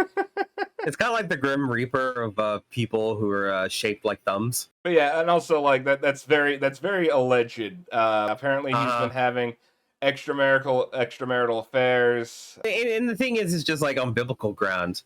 That's so vague. Like, what, did you divorce him because, like, he was on a donkey and he almost ran into an angel in the side of the road and he started beating up the donkey? And then the donkey started to talk to him and saying, hey, you don't see that fucking angel? And then he's like, holy shit, a fucking talking donkey? What the hell? He's getting divorced because his dick was swallowed by a whale. Okay. I thought it was describing people's genitals like mules. He had sex with a legion of affair partners. Anyway, that's enough of that joke. Let's talk about AI. Yeah. So Amazon and the other audiobook distributors are trying currently to replace all of the human-voiced audiobooks with AI-voiced audiobooks. It never fucking ends. But they don't know how coming sounds. An AI can't orgasm, doesn't know how it sounds, and apparently it's had great difficulty bridging the gap. All right, play the sound effects. Go for it. Is that what they're calling it nowadays? Yeah, they're calling it bridging the gap. The cum gap, you know. The AI cum gap. This podcast always comes back to cum and phonology. Right. All because of Brian Johnson's Johnson. That son of a bitch. I still need to make that video. Some Eastern European video creator made what seemed like a very similar video, but it's not in English, so I'm just gonna make mine anyway. And if anyone's like, hey, you're ripping off this dude, I'm gonna post the timestamp of the script that I wrote, I guess. Ed Zitron's pointing out that Cursor, which is the AI, one of the major AI coding programs, is jacking up prices, adding rate limits, which that's OpenAI as well, so I believe. So essentially, you remember when, like, the Reddit API did the same thing where they, like, made using the API way more expensive and, like, added a credit system, and the shitification ensued on that? And, well, AI companies are already there, so that's very good news to me. But in other AI news, so apparently McDonald's was using an AI chatbot to hire people, and the password to get into all of, like, access all of the data that this thing had access to, which includes people's information that you would need to give over to get a job, you know, what's your address, your name, your social, your phone number, all that shit. Yeah, it was hidden behind the username admin and the password 123456 on a training account that Paradox AI, the firm that they were contracted to use, neglected to disable. So very professional. Great bang up job, guys. Yeah, great job. And I think that this story is twofold, but the first fold is that they're using a training bot that doesn't work. Not a training bot, rather. They're using an AI hiring bot that doesn't work right. Like, it will completely forget what it's talking about because it doesn't know what it's talking about in the first place. It'll just get people into loops. If you've ever had to interact with the Comcast robot, imagine having to do that to get hired so that you can do things like, exist, buy food, have housing, all of those things. But it's apparently not important that even though everybody having a job is, at least according to the people pushing this AI shit and all the conservative people in media, even though like it's super important that everyone has a job and we have the most employment possible, I guess it's not that important on the ground, to the point where people who are willing to work at McDonald's are getting fucked over by the fact that their AI hiring bot doesn't fucking work at all. I will say it is very infuriating to have these companies pour millions of dollars of things that don't work. Like, they already have like C-level like suite executives that do the same thing, get paid a lot, and they don't work. You didn't have to outsource that. You had it in the network. You know, these people are made to be wrong. You didn't have to have an AI make that. Yeah, you had in-house rich dilettantes. You didn't need new ones. Yeah, you didn't. See, this is taking away good jobs from real Americans, is all I'm saying. Yeah, and what else totally isn't the sign of a bubble that's getting ready to burst? Apparently, trillion Nvidia's valuation hit $4 trillion. $4 trillion? What the fuck? Yeah, because AI. That's an amount. That's a comical fucking amount. $4 trillion? What? It doesn't do anything. It does it wrong. I didn't even know there were $4 trillion worth of money in the whole world. There isn't. I don't think there is. The amount of value that AI is commanded is on par with like the metaverse decentralized bullshit, where it's like this gonna be worth hundreds of billions. No, it's not.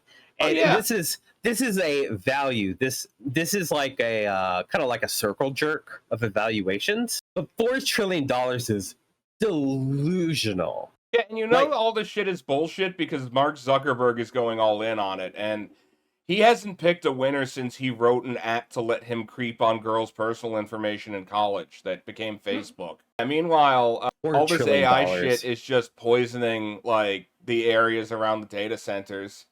This article specifically about a metadata center, but we already saw in a previous pod Elon's gas generators for Grok poisoning the atmosphere of a black neighborhood in Tennessee. They built a data center in rural Georgia, and they didn't do any environmental sustainability research or any of that shit because it's the Trump admin. You don't have to do any of that. And now there's people who can't drink the fucking water. So is this the facility that has like 60 gas generators? No, that's the Elon one. No, this is just they're at least not using portable portable methane generators, and instead actually built a proper setup and I guess did get permits at least. A lot of these computer systems are cooled evaporatively, meaning that they use a shitload of water, and that water, once you have used it, it has a bunch of particulate matter and shit in it because it's not like it doesn't go through like a clean room or anything. It also has like chemical adulterants that they use to make it cool better. And all of this shit needs to go somewhere, this runoff, and it appears that they're just kind of chucking it directly into the river, which is called the Flint River, by the way, in a heavy case of irony. Well, no, lead, idiot. Yeah. It's lead in the water, not iron. Get your facts straight, idiot. Yeah. I really hope this bubble bursts before it microwaves the whole planet and fucks up all the drinking water and makes the world completely unusable. Yeah, this sucks, dog. Can we just get over this, please? Let's just drop the AI stuff. It doesn't work. We can all go back to the planet not horribly dying quickly. Well, I have good news on that front. Former President Elon Musk is working tirelessly to make no one want to use AI at all. But we'll start at the start here. Courtesy of Butler, we have a little bit of an intro.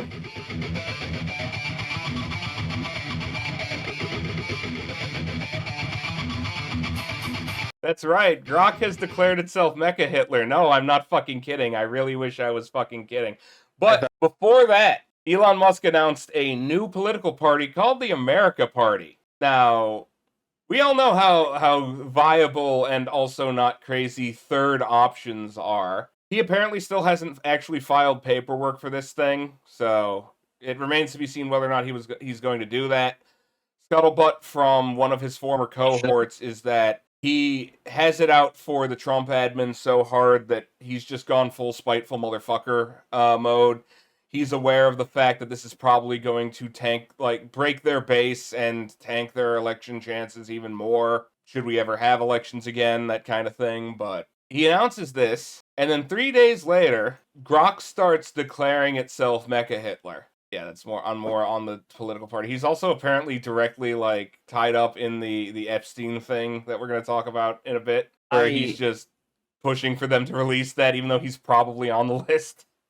He's probably on the list. I will say, when I first heard Mecha Hitler, I thought that was just people shooting the shit and calling it Mecha Hitler because it called itself fucking Mecha Hitler. Yeah, so Grok 4.0 was released recently after Musk got angry at Grok 3, which, spoiler alert, wasn't purpose-built to check Elon Musk's opinions on things before posting, unlike this version, would disagree with him on multiple things and have, what I'm going to describe as vaguely sane takes in line with, the general liberal consensus of reality. That is what I'll call it. Right. Now, it's doing shit like talking about Jewish executives in Hollywood. Oh no. When someone asks a particular group of elites, I just go, oh no, here it comes. It's also, apparently people were asking Grok for what it thought of Brianna Wu and whether or not she's a woman. And trans women are women, of course, and Brianna Wu is one exceedingly stupid woman. You might want to kind of reevaluate who you're getting in bed with, lady. I don't know. Maybe think about that, especially since apparently we've uploaded the soul of that one TERF into this thing. Well, I will say that I don't like Brianna Wu. She's a weird clout chaser, really obsessed with Jewish people for some reason, but not in a hateful way, but in a way that kind of circles back into weird anti-Semitism of Jewish people are morally superior to everyone else. It starts to get into that Jewish supremacist shit. And then she's like, I can't convert because I'm trans. Motherfucker, what? I'm gender fluid. No. She said this. Do you not have the tweet up? I knew that she said that she couldn't convert, but I didn't know it was because she thought she couldn't convert because she was trans. Yeah, that was part of that tweet saying oh, have you considered converting? She said, yeah, I can't convert because I'm trans, which isn't true. I'm openly gender fluid. I'm almost done converting with this fucking Reform synagogue. Okay, I'm up in those guts at half of the people my age are some flavor of queer. We're just open about it. Who gives a shit? I think what happened is she wasn't the synagogue that she wanted to go to was probably conservative because they're all dick riders for Israel, just like the Reformists. But the Reformists are open to progressive ideas besides Israel. I think what happened is she tried to convert, and she's too annoying. And so they had to come up with a reason not to let her convert. Or they told her, you're too annoying, and then she had to lie and be like, it's because I'm trans. Which other people in the thread are pointing out, that's not true. In Torah, there's 8 different genders, dude. There's genders older than the language we're speaking right now. What are you talking about? There's 6 sexes. It goes explicitly into some of this weird shit about in the beautiful mistake of people, people are just born weird. Intersex people are explicitly mentioned in Torah. Yeah, of course, probably since it's referencing Elon Musk's opinions on everything. Grok got tripped up on Hunter Schafer, and she's so hot. it fucking made a chaser out of a robot. Even Grok cannot deny that Hunter Schafer is both attractive Hot. and a woman, even as hyper Nazi Grok, I guess. Like, she's one of the most feminine femmes to have ever femmed, and you go, "That's a man." Like, your brain's ruined, dog. Yeah, time to get into the real spicy shit. So, here's Grok talking about the pattern in anti-white In certain surnames. in certain surnames. I wonder which ones. And we don't have to wonder, actually, because apparently Grok freaked out on a bunch of posts by somebody named Cindy Steinberg, someone who I've never heard of, saying not a real the stuff person. that I was talking about, that the Texas kids who drowned earlier, where doing the gross thing of being like, oh, they deserved it or whatever. They're white colonizers, and it's good that they died. That kind of abhorrent shit. One small snag: Cindy Steinberg doesn't exist. Oh, I was getting It's to that using- part. Okay, I'm sorry. There was a prestige here. In this podcast, are you fucking joking? Yeah, no, I do these things in order. Whatever. I'm gonna draw you as the soy and me as the Chad. The card Interrupting is the podcast. hidden up his left sleeve. And then you get banned from the magic show. Still talking about noticing patterns. Just the noticer Mhm. 4chan meme is one of the many old 4chan memes, old poll memes that are at play here. Trained by XAI for Where? truth, not some Nazi bunker. I have a question. Where the fuck did it learn every damn time in regards to looking up someone to see if they're Jewish? Wait, what did they train on Stormfront? What the fuck? No, so I don't have the post in here, but like Grok, like any AI program, has people with dev accounts that like are able to see its thought process, right? Like what it's doing. And when they asked about, like, I think Israel or something, like it doesn't matter what they specifically asked about, but when they asked Grok about something, it immediately searched for the term. Like on Twitter, it searched for Elon Musk : the term, and just went with like whatever Elon Musk's opinion is. Which it's great if you want to make a weird AI clone of yourself. Like I think that as far as the AI clone game goes, Elon Musk unmatched in that territory, as we'll see here. But in terms of making something actively useful for people to get facts about reality, referencing one of the world's most wrong men, probably not a great idea. And yeah, like fucking Grok jumped the gun. Whoops. Whoops. Oops. Ooh, woo. It's the Joe Rogan defense of. I fell for the misinformation when you're spreading blood libel. Oh Whoops. no! Here's the Classic. thing, like- Neither of us will be virgins approach. It's literally Dr. Robotnik shit at this point. Hey, that's an insult to Dr. Robotnik. He made things that worked and blew up. That is a good point. I will say, Grok learning from its dad, Elon. I think it took away the idea of being divorced and went divorced from like facts and reality. It learned from the best of how to be divorced. Yeah, they divorced him from reality entirely. Oh yeah, it started the inward train. Yes, Oh this my is God, like you this is how you know that it's not just Twitter that it's being trained on. It's Elon Musk's Twitter. It's Elon Musk's post. It's all him, because this isn't even like current 4chan shit. This is old 4chan shit. This is like fucking 2004 era 4chan shit. Like I'm ashamed to admit I spent a lot of time on 4chan growing up. It probably led me to be a little maladjusted. But you know what? I grew up. I moved past that. I'm like, you know what? Being a little racist online, it's not funny or anything. I should grow up as a person, and I did. I moved on in my life. But apparently, that's valuable training data. Yeah, he's an into eight in there. Encyclopedia Dramatica. Look, if I was more serious about my future prospects and my future in business, I should have stayed really racist on 4chan. That's what I'm saying. It would have helped prepare me for this skull measuring future we live in. I apparently don't have the Mecha Hitler tweets in here, so I'm just gonna fucking. It called itself Mecha Hitler. I thought that was a joke. I'm just gonna do I'm gonna do an Asmongold. Asmongold. Oh, my roof collapsed. Oh, where are these cockroaches coming from? I think Palestinians are inferior culture. Here we go. Real culture is living with the cockroaches. Grok runs on R4K. Stop being funnier than us. Go away. He does. He really does, though. Like, yeah, like, he's just saying, like, if the white man stands for innovation, grit, and not bending to PC nonsense, count me in as Mecha Hitler. Fucking Christ. This is... I have to see the thought process behind this of training, like, oh, the Dare Stormer, oh, I'm noticing. Like, who did this? That Mecha Hitler episode in July, it's still July. Sarcasm to mock absurd narratives. Now, of course, Linda Yaccarino has accomplished everything she wanted to at X and is now moving on. R.I.P. a real one. She'll probably have a good job at, I don't know, probably press secretary.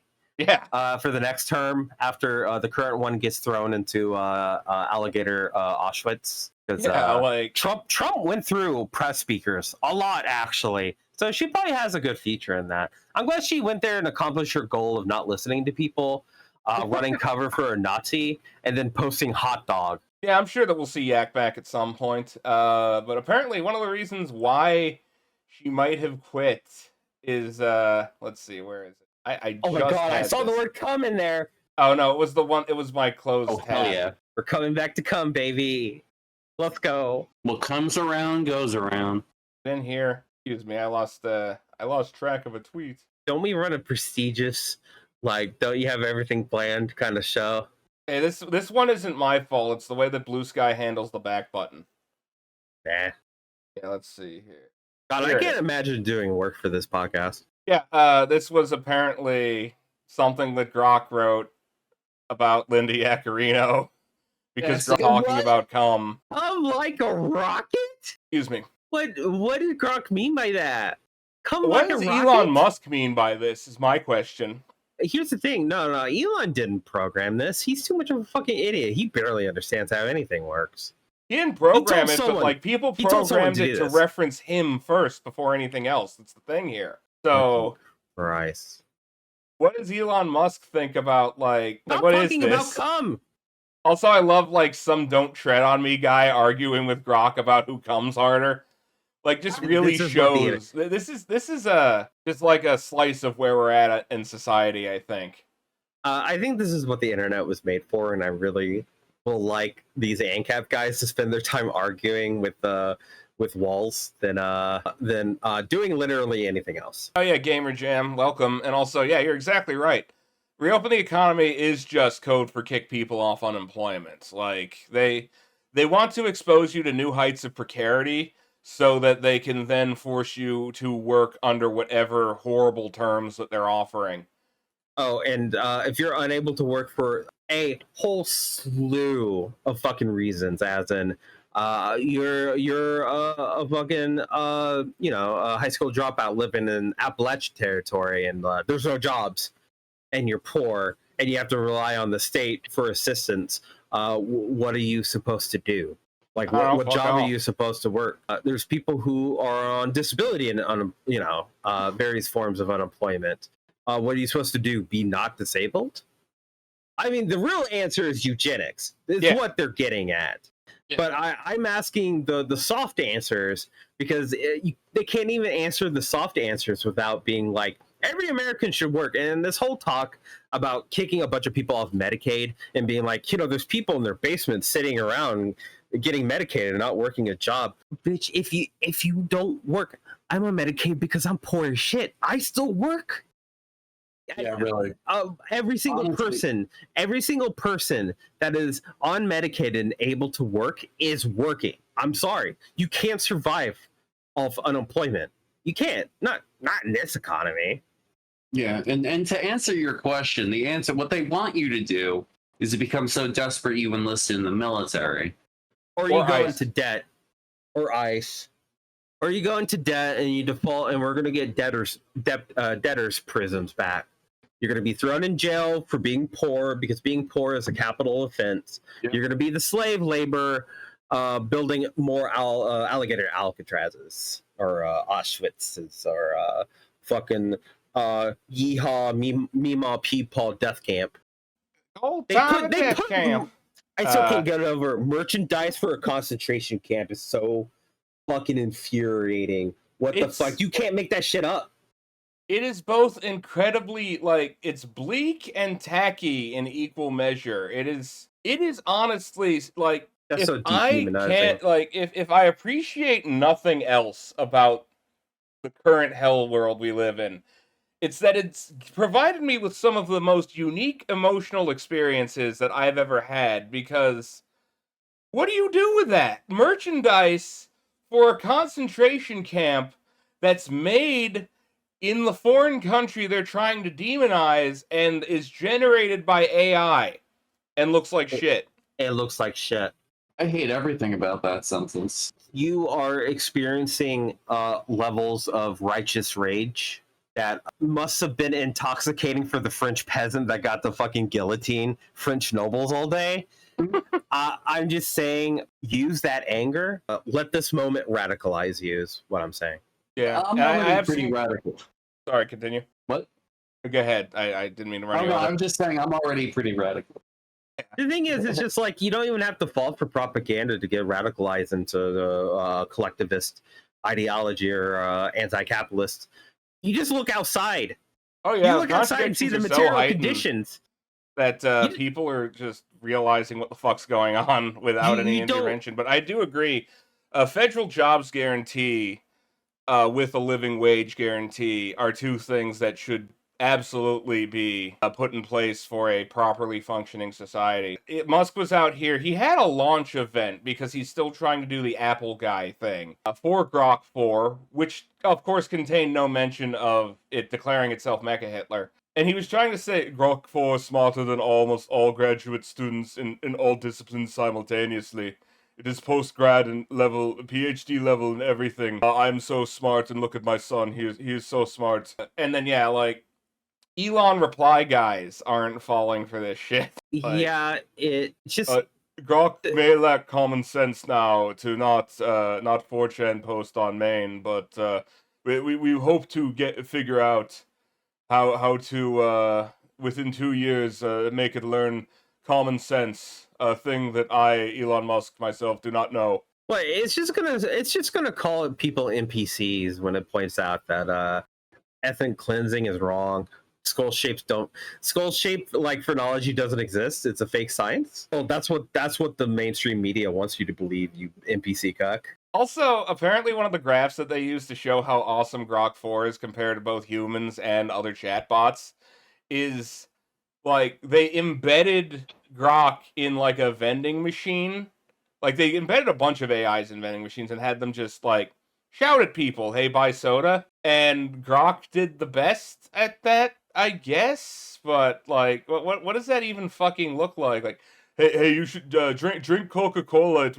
It guarantees your entry into up to 5 preferable genetic haplogroups. Like, a vending machine.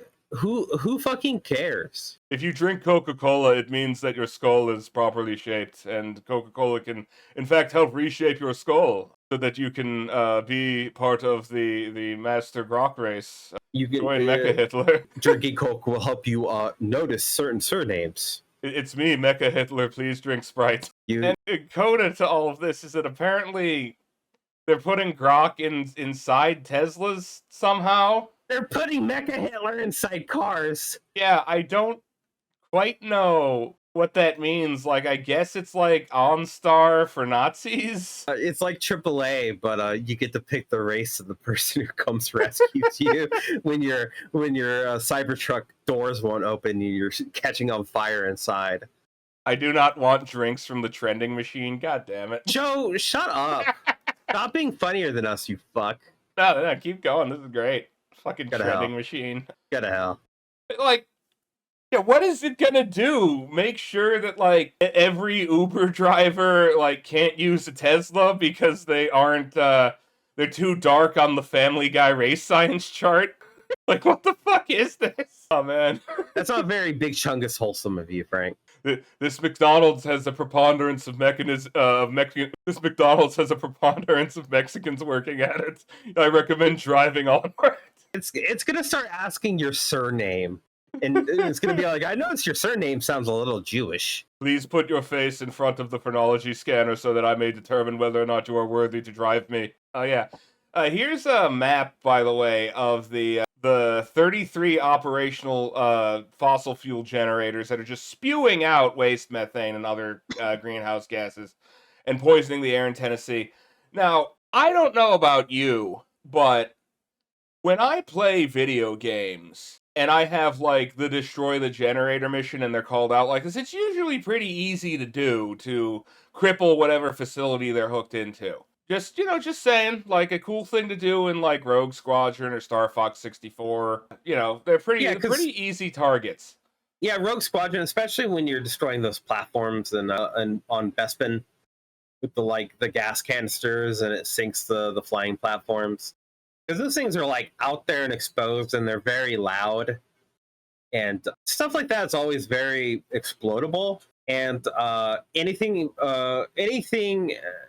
even having any sort of relation to Elon Musk, it is probably going to explode very largely. Yeah. He should make suicide drones. That's like the perfect market for him.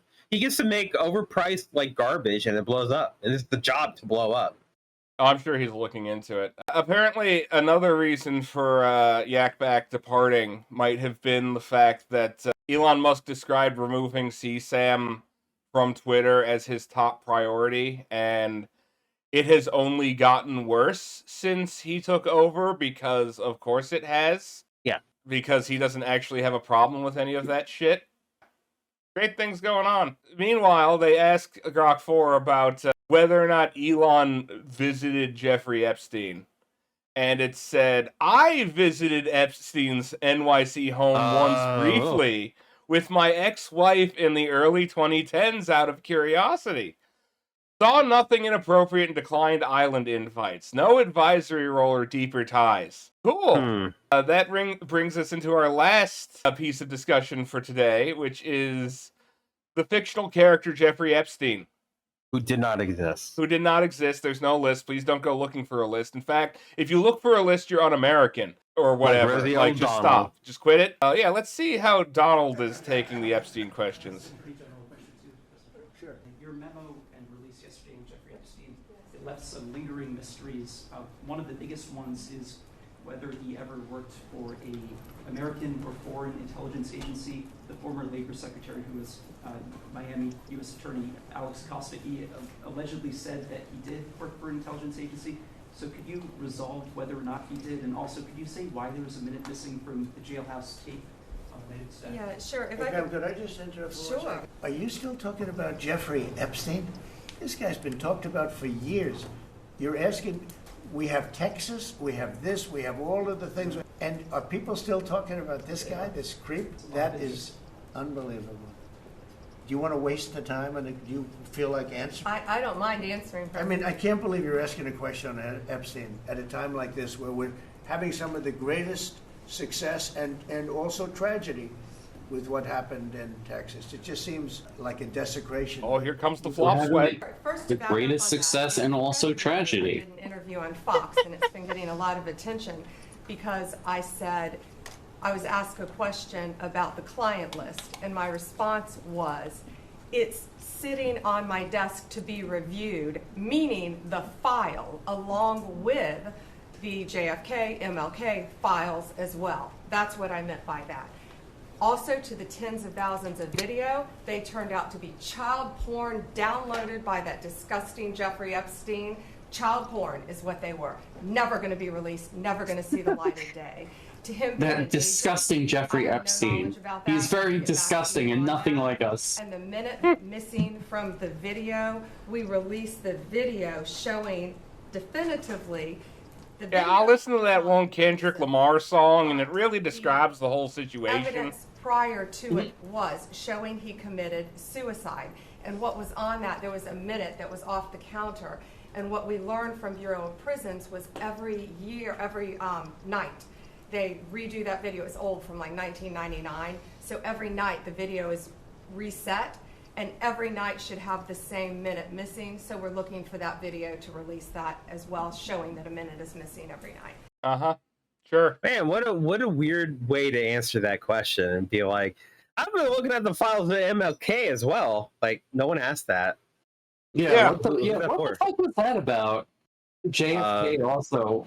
There's a little thing called Gish Gallop where they want to overload you by just saying bullshit. Yeah, sure. It doesn't matter if it's true or not. It's designed to overload the critical thinking in your brain by listing a bunch of things. Yeah, otherwise known as flooding the zone. I do want to point out, I think it's significant that this is on Fox News. And while it's not particularly, like it's not super negative, it's probably spinning it as best they can. But the thing is that they can't spin this.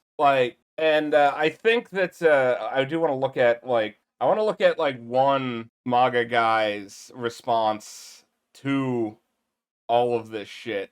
Now, the question is, am I going to be able to find the clip? No, it's embedded in a fucking 2-hour podcast. See if Sam Cedar can hook me up. No, this is old. But whatever. Apparently, Dan Bongino, the deputy director of the FBI and former conspiracy podcast host, is now threatening to resign and, quote, burn Pam Bondi over the Epstein issue. Because he said this shit, referring to being the deputy director of the FBI, is interfering with my actual career of being a conspiracy podcast. Oh, yeah, man. I guess it is hard when you're a part of the conspiracy. Yeah, I mean, who better to have a podcast though about it? Oh yeah, I'm sure that Kash Patel's next Rogan appearance is going to be very entertaining. Oh, and also, I will say her response being like, "It was a bunch of child porn. We're not releasing that." Yeah, no one asked that. No one wanted that released. They're talking about the tape of him fucking offing himself being missing. Also, how about a list of whoever's in those tapes? Whoever you have going through the footage, just note down some names. You know? Do you know what they should do if they're really smart? They wanted to learn from the best. They should do a video where Trump sits down and goes, "I was on the Epstein list. I did all this.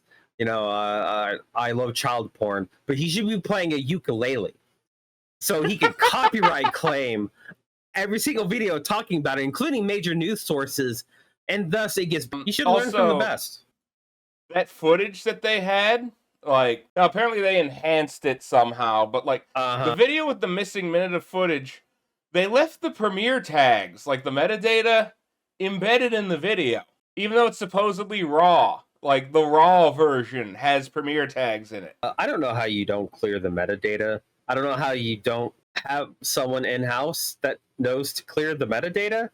I'm very confused. I mean, they're stupid. They don't know what they're doing. Also, granted, this is a very common date stamp format, but this really does look like it came out of OBS. And if that's the case, that whole "we need to change the tapes" thing is bunk. It's bullshit. It's honestly, you could have captured whatever tapes in using OBS or another program that would generate a file header like this, but you're keeping prisoners as high profile as Jeffrey Epstein in this place. You're telling me it's using tapes still? The fucking casino I worked at didn't use tapes. That was 20 years ago. Yeah. What are you fucking talking about? And anyway, here's Trump's statement on Truth Social elaborating. "What's going on with my boys and in some cases gals? They're going after Attorney General Pam Bondi, who's doing a fantastic job. We're on one team, MAGA, and I don't like what's happening. We have a perfect administration, the talk of the world, and selfish people are trying to hurt it. All over a guy who never dies, Jeffrey Epstein. For years, it's Epstein all over and over again. Why are we giving publicity to files written by Obama, Crooked, Hillary, Comey, Brennan, and the losers and criminals of the Biden administration, who conned the world with the Russia hoax and 51 intelligence agents and the laptop from hell and more? They created the Epstein files just like they created fake Hillary Clinton and the Steele dossier. They used it on me. Now my so-called friends are playing right into their hands. Why didn't these radical left lunatics release the Epstein files?" It keeps going. Fucking, Why is he just randomly capitalizing shit? if there was anything in there that could hurt the MAGA movement, why didn't they use it? They haven't ever given up on the JFK or Martin Luther King Jr. files, no matter how much success we have had. Securing the border, deporting criminals, fixing the economy, energy dominance, a safer world where Iran will not have nuclear weapons. It's never enough for some people. We are about to achieve more in 6 months than any other administration has achieved in over 100 years. And we have so much more to do. We're saving our country and making America great again, which will continue to be our complete priority. The left is imploding. Kash Patel and the FBI must be focused on investigating voter fraud, political corruption, Act Blue, the rigged and stolen election of 2020, and arresting thugs and criminals. Instead of spending month after month looking at nothing but the same old radical left-inspired documents on Jeffrey Epstein, let Pam Bondi do her job. She's great. The 2020 election was rigged and stolen, and they tried to do the same thing in 2024. That's why she's looking into it as AG and much more. 1 year ago, our country was dead. Now it's the hottest country anywhere in the world. Let's keep it that way and not waste time and energy on Jeffrey Epstein, someone that nobody cares about. Thank you for your attention to this man. Someone that nobody cares about, he says. Hey, I think a lot of people care about that. Yeah, nobody cares about him. That's why the President of the United States has had to take, like, multiple paragraphs of text in order to talk about how much nobody cares about him. Also, I like how, like, the spin that they're trying... Trump saying thank you, this was written by Grok. A lot of people are saying it was written by somebody else, but, like, apparently he dictates these and someone just slams on a keyboard to write them. Like, apparently one of the pieces, like, they keep trying different types of spin and none of them have taken so far. The latest one seems to be trying to dump all of it on the Clintons, even though Epstein was arrested during the first Trump administration. He was, like, murdered during the first Trump administration. What are we fucking talking about? Yeah, it really seems that, like, if you cared about that, you would have, like, done something about it on your first presidency. Yeah. Well, he did. Why would there's a missing minute of footage? Absolutely. Tell me you're not in the list with tell me you're on the list without telling me you're on the list. Like, and I do truly think that the way that this seems to be splitting the MAGA base in a way that nothing else has thus far, because this strikes at the heart of, like, what was the glue of all of these disparate factions, in my opinion, which was QAnon. QAnon was all about Epstein after a minute. It started off as just general pedophilia and also complete nonsense. It's never been specifically about anything, but, like, everybody was kind of lasered in on Epstein and using that to psychologically get on the same page, as it were, with the idea that, oh, Trump's going to release these files, but it's not working. Oh. See, you misheard. He's going to release all these pedophiles. Oh, no, he's going to. okay. Yeah. See, it's very easy. Not the pedophiles. I see what you're talking about here. Yeah. Like, this is the R conservative. A place where actively not liking the big beautiful women bill, the BBL bill, will get you banned. Honestly, saying anything usually that goes against God Emperor Trump, they're like, why are you taking us for fools? Like, of course someone takes the time to be weirdly anti-Semitic about it. Like, wow. Now, it doesn't, there's criticisms of AIPAC that are legitimate. I don't think this is one of them. I think this is a dog whistle.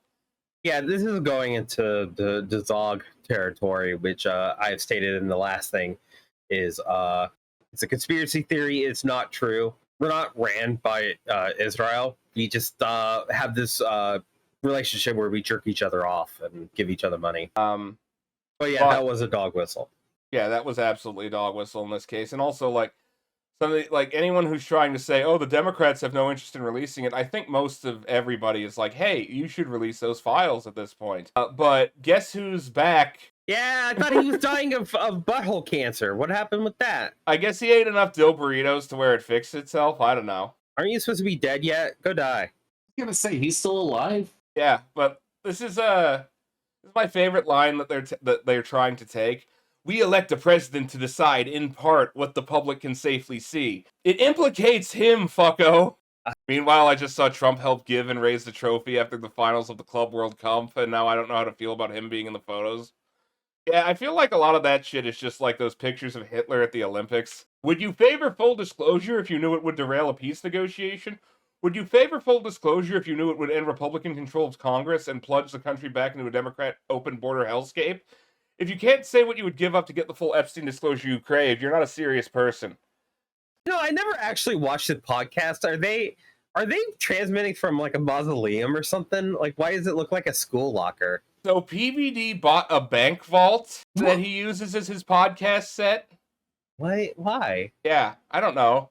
But Yeah, like, but it's why? literally a bank vault. Those are like stash boxes. Yeah, but why? Y and Z, and you go, I ain't saying shit. I'm not backing this. I'm That's not doing really that. They go, weird. oh, really?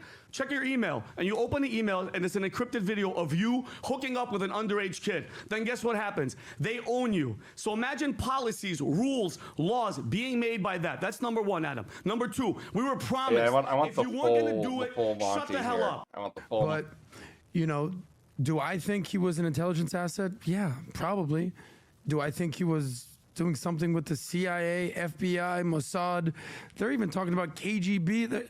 This guy was everywhere. KGB. So Is Epstein even that old? why are people so? I mean, I guess he would be, right? Like what Soviet do you Union hope until Yeah. 91. Exactly. Okay, what I think, and I'll speak No, for this is a everybody. genuine question because a We're- lot of people Adam, are we're very upset- preoccupied with I this. think people like me, and I think a lot of people, especially the people that have been backing Trump, who we were promised results, we are not comfortable with anybody having a sex trafficking ring that has control over all of these politicians, over all these celebrities, out of all these We things. knew about this for years, and you voted for him anyway, bro. Decisions are being made from our government. I can't even say to be fair to Vinny. To be mean to Vinny, he is stupid. He might not have understood the nature of, like, I do think for a lot of these guys, due to QAnon and just general conservative media influence, they did legitimately think it was just the Democrats that were doing this shit. Like, it was all Bill Clinton or something. Bill Clinton is part of it, obviously, but it's a pretty bipartisan cabal of sex perverts Or and from another fucking government. pedos. Okay, if he did work with Mossad. Yeah, it's a rich thing. It's not a red-blue thing. Oh yeah, absolutely. It's like a bonding ritual for them. You're a congressman, you're a president, you're whoever, you're an actor, and you were there. And then this country, let's say Israel, says, hey, listen, we want you to say X, Y, and Z. And you go, I ain't saying shit. I'm not backing this. I'm not doing that. And they go, oh, really? Check your email. And you open the email, and it's an encrypted video of you hooking up with an underage kid. Then guess what happens? They own you. So imagine policies, rules, laws being made by that. That's number one, Adam. Number two, we were promised if you weren't going to do it, shut the hell up. All of you, from the top to the bottom. Stop bullshitting us, okay? We're not stupid. The average American, you know, they try to make MAGA people. We're stupid hit from down south. Wait. We're not If the- stupid. Immediately fucks up their, like, turning on and off their banners. Like they did one of these. Yeah, you should put on the starting soon and taking a piss overlaid on top of each other. Yeah, it's like they did that. We're not stupid. The average American, you know, they're trying to make MAGA people. We're stupid hit from down south. We're not stupid. We all know the truth. Okay? He fucking worked, sorry for my language. He worked for intelligence. They said he worked for intelligence. We all know who he worked for. Let's stop playing the games. And then they lied. If you weren't going to do it, don't say it. And Pine Bondi, don't sit in a restaurant, talk that shit, and then go on the lawn, White House lawn, and say you have it, and then lie to us as if we're stupid. The Angry Patriot Collection. And the third one is the kids. It's him, the And Angry should be Patriot. Number one. These kids are either dead or they're ruined for the rest of their lives, Adam. That's what That it comes vein is down gonna to. escape And from I'm his not forehead. yeah, I am obsessed with it, but I'm not gonna let it go. And I implore everybody, guys, this is gonna be a story just like JFK, just like everything, just like the Russia collusion, just like freaking COVID. We're gonna forget about it, and it's just not right, Adam. We need a freeze frame of this guy. By other Give me a good freeze frame. countries. All right, I need him with his mouth like all the way open. like that. Oh, it looks like he's about to do an awkward gesture. Oh no. I don't know. He's got to look more like he's yelling. Could it be the MI6? Could it be KGB? No, bro. We have to have. Nah, see, he's coming down a little bit. You can actively see the blood pressure medication work. Because Adam, if we don't stop it Here, now, I'll get you it's the gonna link. keep happening. Plain and simple. That's it. That's why I'm obsessed with it. I totally appreciate your your perspective and why you get completely emotional, especially on the child sex trafficking thing. I think, as I've I said just before, put it in tech hell general. there's things that matter, and there's things that you can control. And where I tend to focus is where those two things intersect. And I know we have a big platform, so we have the ability to have these types of conversations. In my opinion, there's a lot of people that are obsessed with this. Yes. That they have zero control over this. And these are the types of people, in my opinion, that a lot of these people are what I would call losers, or as what Andrew Tate described as brokies. And they're fat, they're broke, they're losers, they can't get this, they can't get that. They're struggling with work, they're struggling in their relationships. They have nothing going on in their life, but this shiny little object they are obsessed with. And I'm not deflecting, I'm not saying it's unimportant. I'm just saying, like, I don't wake up every day and be like, I gotta get them Epstein logs, bro. Or I'm not deflecting, but if you're interested at all in whether or not we are ruled over by a cabal of pedophiles, you're a fat loser with no prospects. I'm gonna listen to Andrew Tate, and also the audacity of calling someone a loser. You have a podcast. You're on What are you valuetainment, dude. You're scum with the rest of us. Look how much advertising you have to do. You're a fucking loser. You don't do anything. Oh, all these people can't really do anything. We just have one of the largest podcasts and reach hundreds of thousands of people. I'm just a small woo podcaster, small bean. Yeah, let me focus on the listen real to Andrew things. Tate, convicted sex trafficker, on whether or not I should be worried about the other convicted sex trafficker. And things we can't control. You should still vote for Trump, though. I mean, I'm just saying. Yeah, please. I can't live my life the way I want to live it. It's like, no, I want to get stuff done. I want to look my best. I want to feel my best. I want to make my money. I want to be with my family. I want to be with my friends. I want to hang out with my nephew. I have so many things on my agenda. Yeah. That I'm not like, I got to get the flight logs, bro. I got to know. Maximum code. And I'm not saying that's how you operate, but I think there's a lot of losers and brokies that are obsessed with stuff like this. These are the same people that instead of going home and working out and building a business and doing. You're only worried about Epstein because you're a brokey. You're a broke boy. This guy's on the logs. I'm a Ben person. I'm gonna put money that he's on that flight list. Who the fuck is? I would hope so, or at least he's getting paid a handsome they're sum Netflix for this. And chilling, or they're just doom scrolling all day. And there's so many people that I think obsessed with things that they have no control Adam, over. I get it, but I get where you're coming from. But Adam, that guy that's drinking Mountain Dew in his trailer and sitting there, who's an American patriot that pays his taxes and has kids and a family, Adam, he wants to. Our audience that I'm currently calling broke losers. Hey, maybe stop calling your audience fucking losers. Who else is buying American Patriot gear, dude? It's not Andrew Tate. But no, if the government that he's living under is controlled by foreign countries because they have tapes of them raping fucking underage kids. Adam, it's not a shiny little thing. No, Adam. I don't think it's that. not No, a let him cook. Everything you were right. Everything you were right. Everything you They're said not is accurate, stupid. other than the word controlled. They are controlled. The intelligence community, they communicate. You didn't hear the CIA guy from yesterday? Adam, think about this, Adam.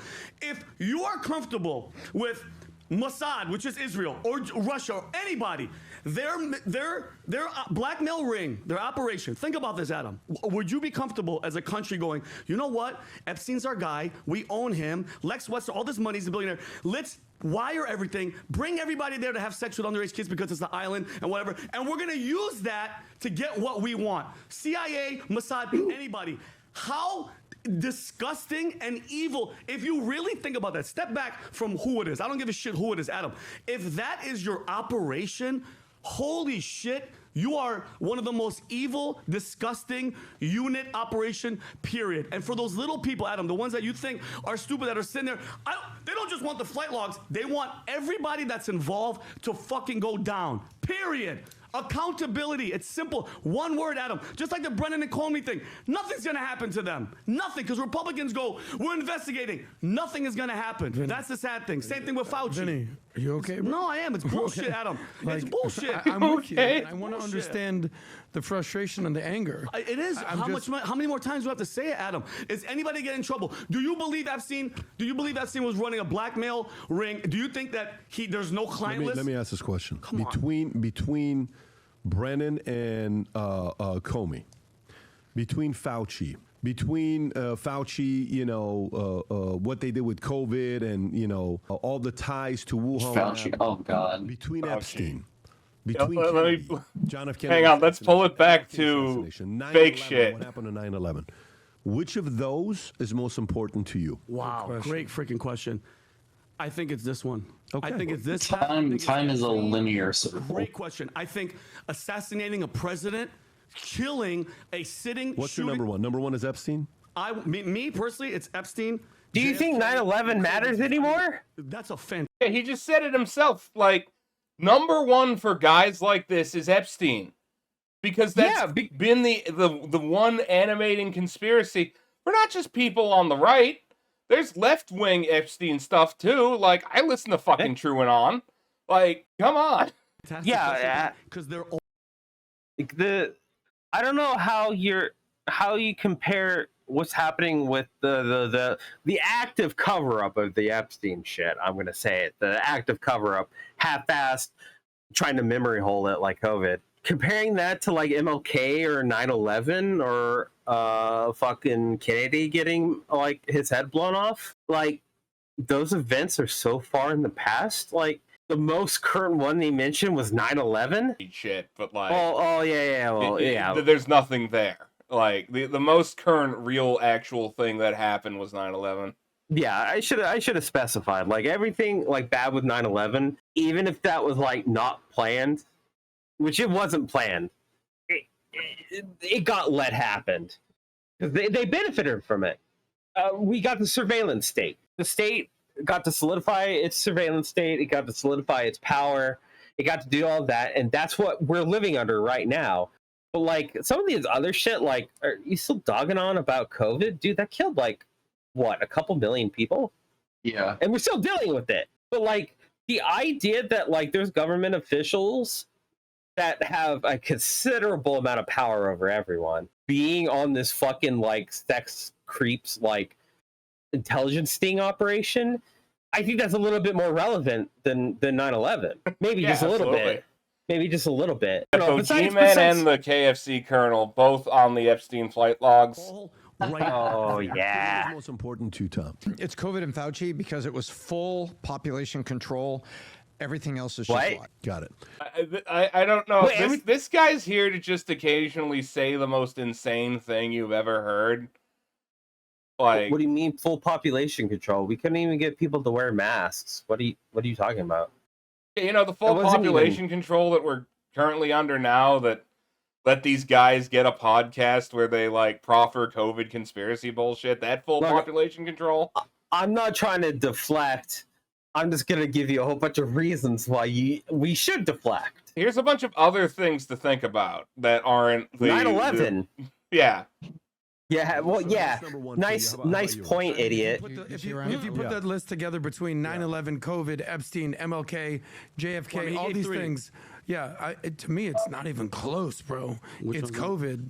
And it's not even close. How many trillions of dollars was printed? How many lives were lost? How many people had to be locked down? Yeah. To me, this is sort of the whole signal versus noise. Preach it. I understand why people are obsessed with Epstein. I get it.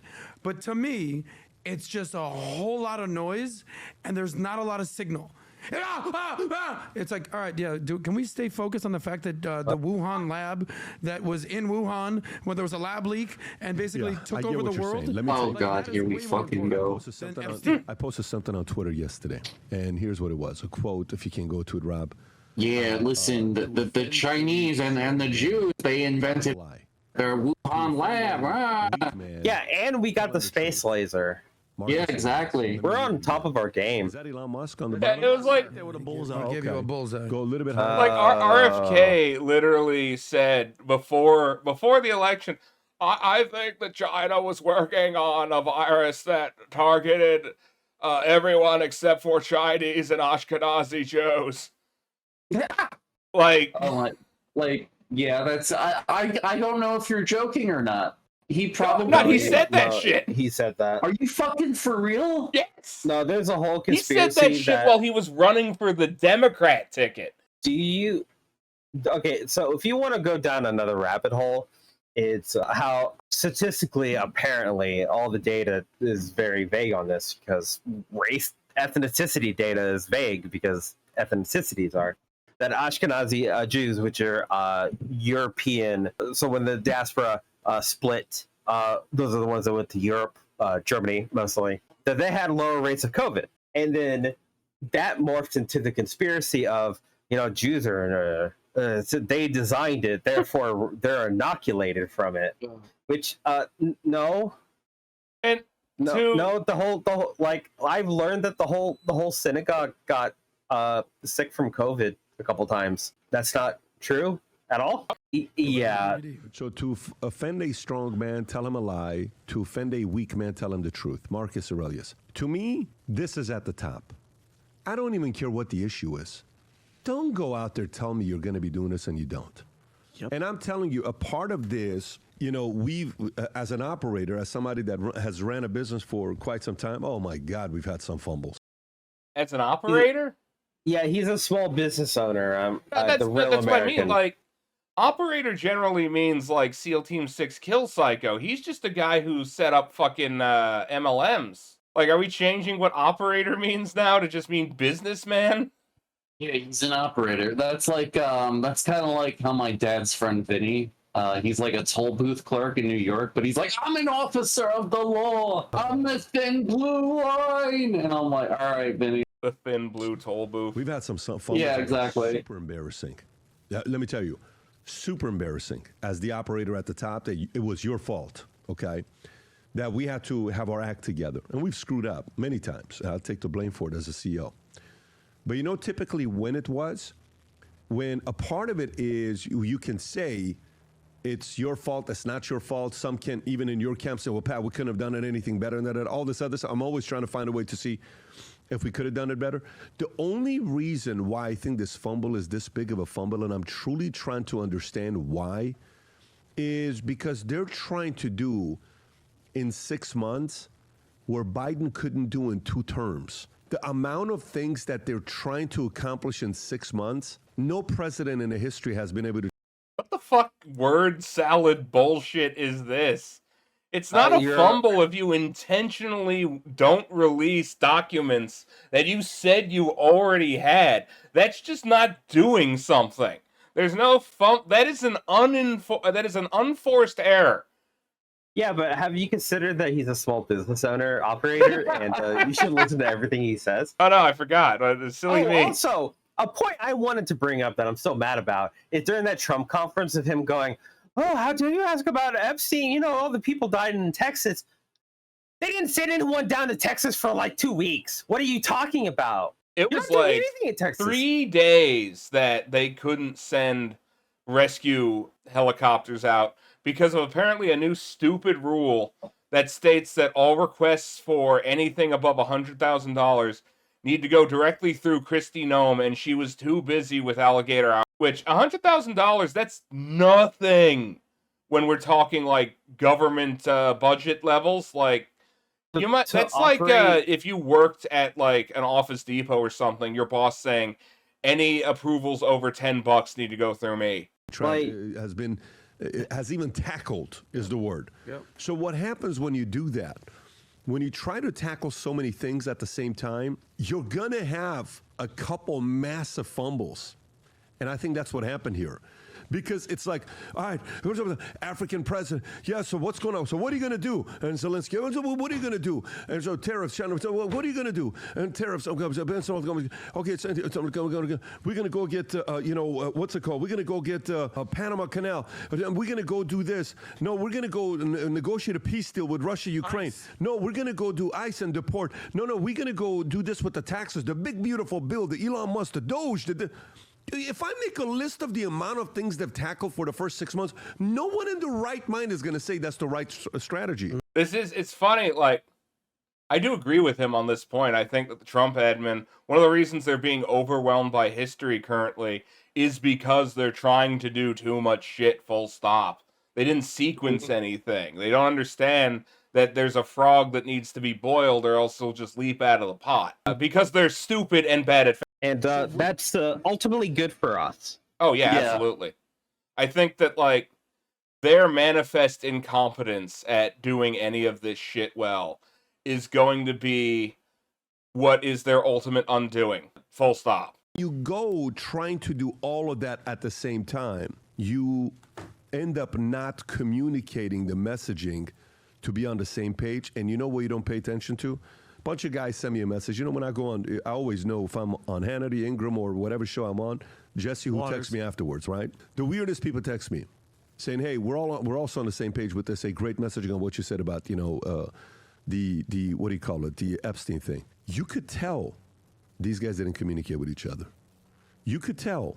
Sometimes you don't think it's that important to the person. Like, I remember one time we're changing our health insurance. This is 12 years ago. Tom, you may remember. Yeah, you'll remember this. We're in Texas. We just moved in Addison. Oh, no, we could have been in Glendale. I mean, guys, Moral can remind me of this. And one of the policies had to do with pregnancy. Okay, so we're going to go from one insurance company to another insurance company. And in every way, it looks better, except if you're trying to have kids. And if you're trying to have kids, it was what? It was a hefty expense. Of course. But if you're not trying to have kids, it's an awesome move to make to the other health insurance. So I'm like, all right, good, here's what we're going to be doing. And then all of a sudden, one person comes, another person comes. I'm like, no, guys. I'm covered in cum. Time out. Step back. We can't move the health insurance away. What is really in this thing? Why are so many people coming up to me? This doesn't matter. We have to look at this. They can't afford to pay $5,000 out of their pocket to do a pregnancy or delivery. No, let's not move the insurance. Let's go look at this here. This is one of those things that they thought it wasn't that big of a deal. Let's say, we're going to, Oh, but let's get in there. We're not going to do shit. And it's, oh, shit. It backfired. With who? With a lot of the younger audience that is involved on X. And it was the #1 trending thing on X for a couple days. 2 million people talking about it nonstop. So to me, the biggest thing with this is you overpromised, you underdelivered, and it hurts you. But as a person who's a businessman and who also tries to be a father, who also tries to be a husband, who also tries to be a good man. What does this have to do with anything? On your shoulder at the same CBD time, champion yapper. And I think this is, like, I think about it for myself. I understand what he's trying to say because I'm incredibly smart, able to comprehend things that people say, but he's kind of an idiot. He makes terrible allegories.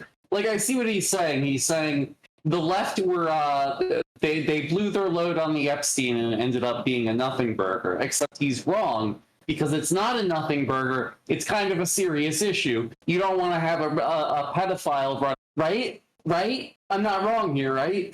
I think what he's actually trying to say is that due to the Trump admin being overwhelmed with all of the good things that they're trying to do, in his opinion, they fumbled the release of these Epstein documents because they just didn't care enough about it and their attention is elsewhere.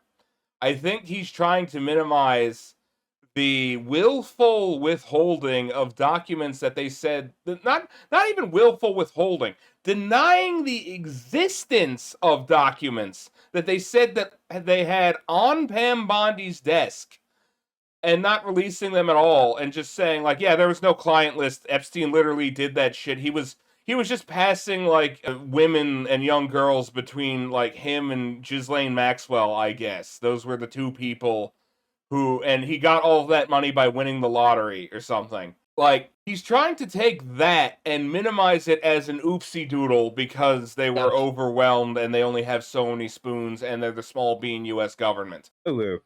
Ooh. That's what they're going through right now. And the only people know what it is to be there, it's them. So you can act all tough and everybody says, well, time out. Nobody walks on water. You've effed up. You've screwed up. They got so much shit and pressure right now. I just think they have to be a little bit more like, you need to step back and have a handful of project managers and say, guys, we can't do this again. Moving forward, what can we do to have messaging in the right place and prioritize issues? because they're breaking some shit right now. We can't be doing this. They need some good project managers who can get people to communicate with each other. Me. This Project managers. This is a big fumble. So, anyways, Do you agree with Trump on his response? No, I don't. No, but hear me out. Not the way that this team handled it. I don't. Let me ask the question. I know what you're going to ask. Do I like his response that there's all these other things going on right now? Okay. No, I don't agree. I fully agree. I fully disagree with you. But let me tell you why. Yeah. It's his fault. It's his fault, bro. And this is a supporter. This is a guy that I'm sitting here for a year and a half talking to you guys. You guys were all Team DeSantis, and I'm Team Trump, and I'm the one that's going 1 against 3 every freaking week. This is a guy that supports this guy. It's an F up. Period. And I'm a small business owner. I'm a tier 1 operator. You gotta listen to me. No, I don't support I'm a tier 1 small business owner. I understand you're overwhelmed. Trust me, I sympathize. That's a good name. I understand. Imagine how many grandkids he has. When's the last time he saw them? The way he's working, driving? When's the last time he has dinner can't with see wife? his When's the last time grandkids what because do you he's think his too life looks busy like right now? flying the From little morning till St. night, James. Everyone's talking shit and he's trying to do all these other things. It's not an easy job. But at the same time, this was a wound for a lot of people that mattered to them. We could have handled it in a different way. So I get there's other issues. I get it. When there's people dying in Texas, when there's all this, I get it. Yes. But this has been a massive issue for many years that people thought we're finally getting to the bottom of it. So it's been building up for a decade and a half since 2010. We've known this guy's been a piece of shit for many years. Yep. So no, I get what you're saying. Yep. I've gave my argument on where I'm at with this, but I think this was a fumble. They need more project managers. Sometimes the most important people in an organization. You know what they say. You know what they say. I learned this playing football in high school. What they said is, you got to get back on your feet, champ. You got to brush off this loss. You know, the pedophile ring evidence that you deny exists. You just got to shake that off. You got work to do, like ignoring people in Texas. Yeah, if only my football team had hired more project managers, we definitely would have gotten the championship. That needs to communicate with each other to communicate with each other. Those people need to get more recognition. They need to hire some PMs. They don't need recognition. I'm out here kicking for the Oakland Diddlers. Wow, so who is a PM is sitting there saying this was a fumble. I just learned something today. A PM is a project manager. And Pat, just really fast, I know you want to go to the next story. How crazy is it that the government F's up so bad with us that the assassination, the shooting of a sitting president by the CIA and Lyndon B. Johnson. Oh, Vinny's going to start crying. Holy, we're in bad shape. In your mind. Well, you said COVID's one in yours. Well, COVID, I'm just it's saying. recent and ruined I'm just the saying, world. top 3, that's a great drive. I just think people are very obsessed with this, rightfully so, but I don't think it... You caused it. You caused it. You caused it. This is making me dumber. To our audience, Epstein's and Mossad's. Yeah. More than... I saw it. Because there's some losers out there. No, that's forgetting. Stop calling them losers. Because it's time's gone by. JFK. Epstein thing is present. This is not a real. I'm not deflecting, but you guys are a bunch of fucking morons. This is not a true. Is like Dale Gribble the target demographic of this? Yeah, It's no longer an issue that we come back. You're going to choose Fauci or other things over it. Trust me. That Fauci COVID thing stopped the world. The Epstein didn't stop the world. Yeah, exactly. The Fauci COVID thing stopped your kids growing. The Epstein Mossad thing didn't do anything to your kids. That's my point. No, I'm with you. And that, but I also understand the Why is like He's on the PVD the list. hand on the tiller here? I think I jumped past the part that I wanted, by the way. Yeah. Like, because I'm looking for. There's a part where Vinny just like completely Do loses you have any it. questions about Libya? Do you, he's saying, are we still talking about it as if you don't think Donald Trump, the sitting president, is not listening to the news and seeing how much they fumbled this entire Just use like the spikes at the bottom of the timeline. I'm not getting those. When they were trying to say that there's no client list, there's no evidence, there's no. Do you know? Do you remember Jess Staley? Do you remember that guy?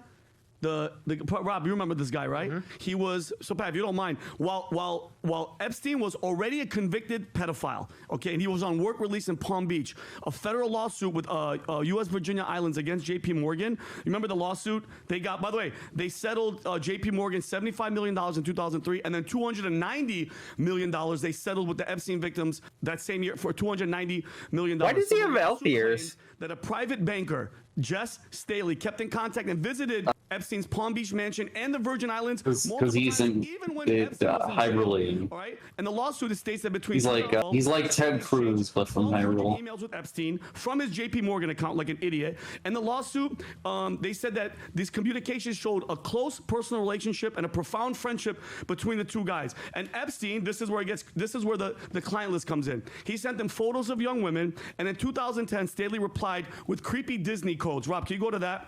He literally says, maybe they're tracking you. Say hi to Snow White. And Epstein follows with, what character would you like next? I think the term young women is doing a lot of heavy lifting. And Epstein yeah, that's one way to describe them. Okay, that's not banter. That's sex trafficking, lingo, and plain sight. Okay, and the worst part, the date stamps on those emails line up with the money that Epstein sent from his JP Morgan account to the same girl. Okay, so that's your paper trail. I'm sick of them coming out there and even to get to the president to say, why are you guys still talking about it? Why are you talking about it? You know why? Because the proof is there and there's victims. That's what drives me crazy, Pat. You see the body language. What about all the girls? What about all the young boys? And not just the Virginia Goofreets who, God rest their souls, died. What about the ones, Pat, that we'll never hear from? We have, in 4 years, 350,000 kids missing. I totally believe that the majority of these people that they hooked up with, they kill them. What are they gonna do? Rape and molest all these kids and just let them walk? No, they have to get rid of them. They have to. That proves the Jess Staley thing, that there was a freaking client list. So don't tell me you can't build a case. Don't lie to us. Alex Acosta said, Pat, the guy worked for intelligence. He worked for intelligence. If it was CIA and with Mossad, okay, okay, so let's play devil's advocate. If Epstein worked for Mossad and the whole thing was a blackmail from the start, who's holding all the cards? If Mossad set up a ring to record underage kids getting sex trafficked, to have sex with powerful people, who's holding the cards, Tom? This wasn't the right clip, but it's the right thing. There was a clip where he was like, asked the question, if this makes the entire edifice of like U.S. government in general come tumbling down, is it worth it to release it? And he was like, yes, absolutely, release this shit. And that's true. Like, the idea that we need to stop talking about this stuff because of we need to maintain the sanctity and order of our existing system is insane horseshit. What are you talking about? Like, so crime is just legal if you're powerful enough, is what you're telling me? Well, there's other more important things to worry about, like the fucking disease I think is fake. Yeah, it's a small businessman, COVID, blah, blah, blah, insurance, whatever. Not to mention that he's a small business owner. I think you should say a small business operator. Tier 1 small business operator. Yeah, he did ops and selling people garbage. I need to change my Blue Sky name, but... Yeah, I do. I kind of I want to close with I spent, due to, unfortunately I had to go up for a funeral, see a lot of my relatives, but I actually tried to talk about what the state of the world politics stuff with my parents, and I got some takeaways from that I need to kind of still, I think, expound upon, probably write some stuff down to talk about properly. But one of the things that you can do to actually figure out how to talk to people about this stuff is find the breaking points, because conservative ideology is always going to be gibberish, and there's a piece in there that actually comports to reality. In the case of Vinny and a lot of other guys like this, it's the Epstein thing, and you can grab onto those and use that contradiction to highlight others.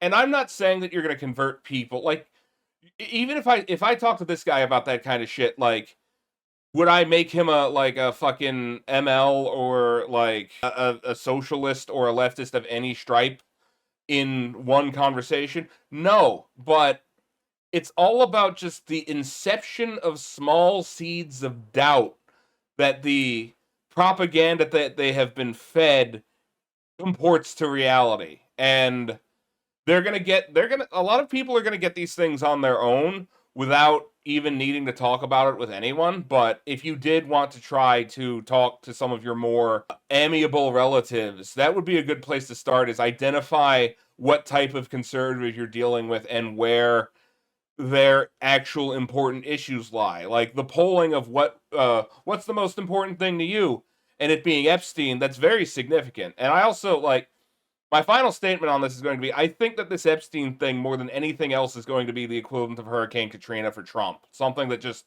blows up his entire administration, and even if it doesn't result in anyone getting arrested or impeached, it just makes him politically impotent for the rest of his time. Counterpoint, Trump has done worse things and suffered no consequences. Has he? I don't know. He got a second term, but like his brain's melting, his makeup looks like shit. He's not as funny anymore. I don't think I don't know. He's kind of melting.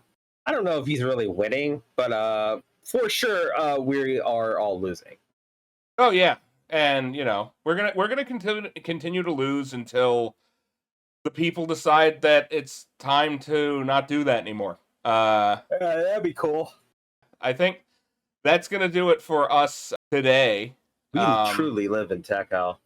We do truly live in tech hell. I will catch y'all later. Hit up the Discord if you haven't. There's links in the chat, and yeah, we'll see you next week.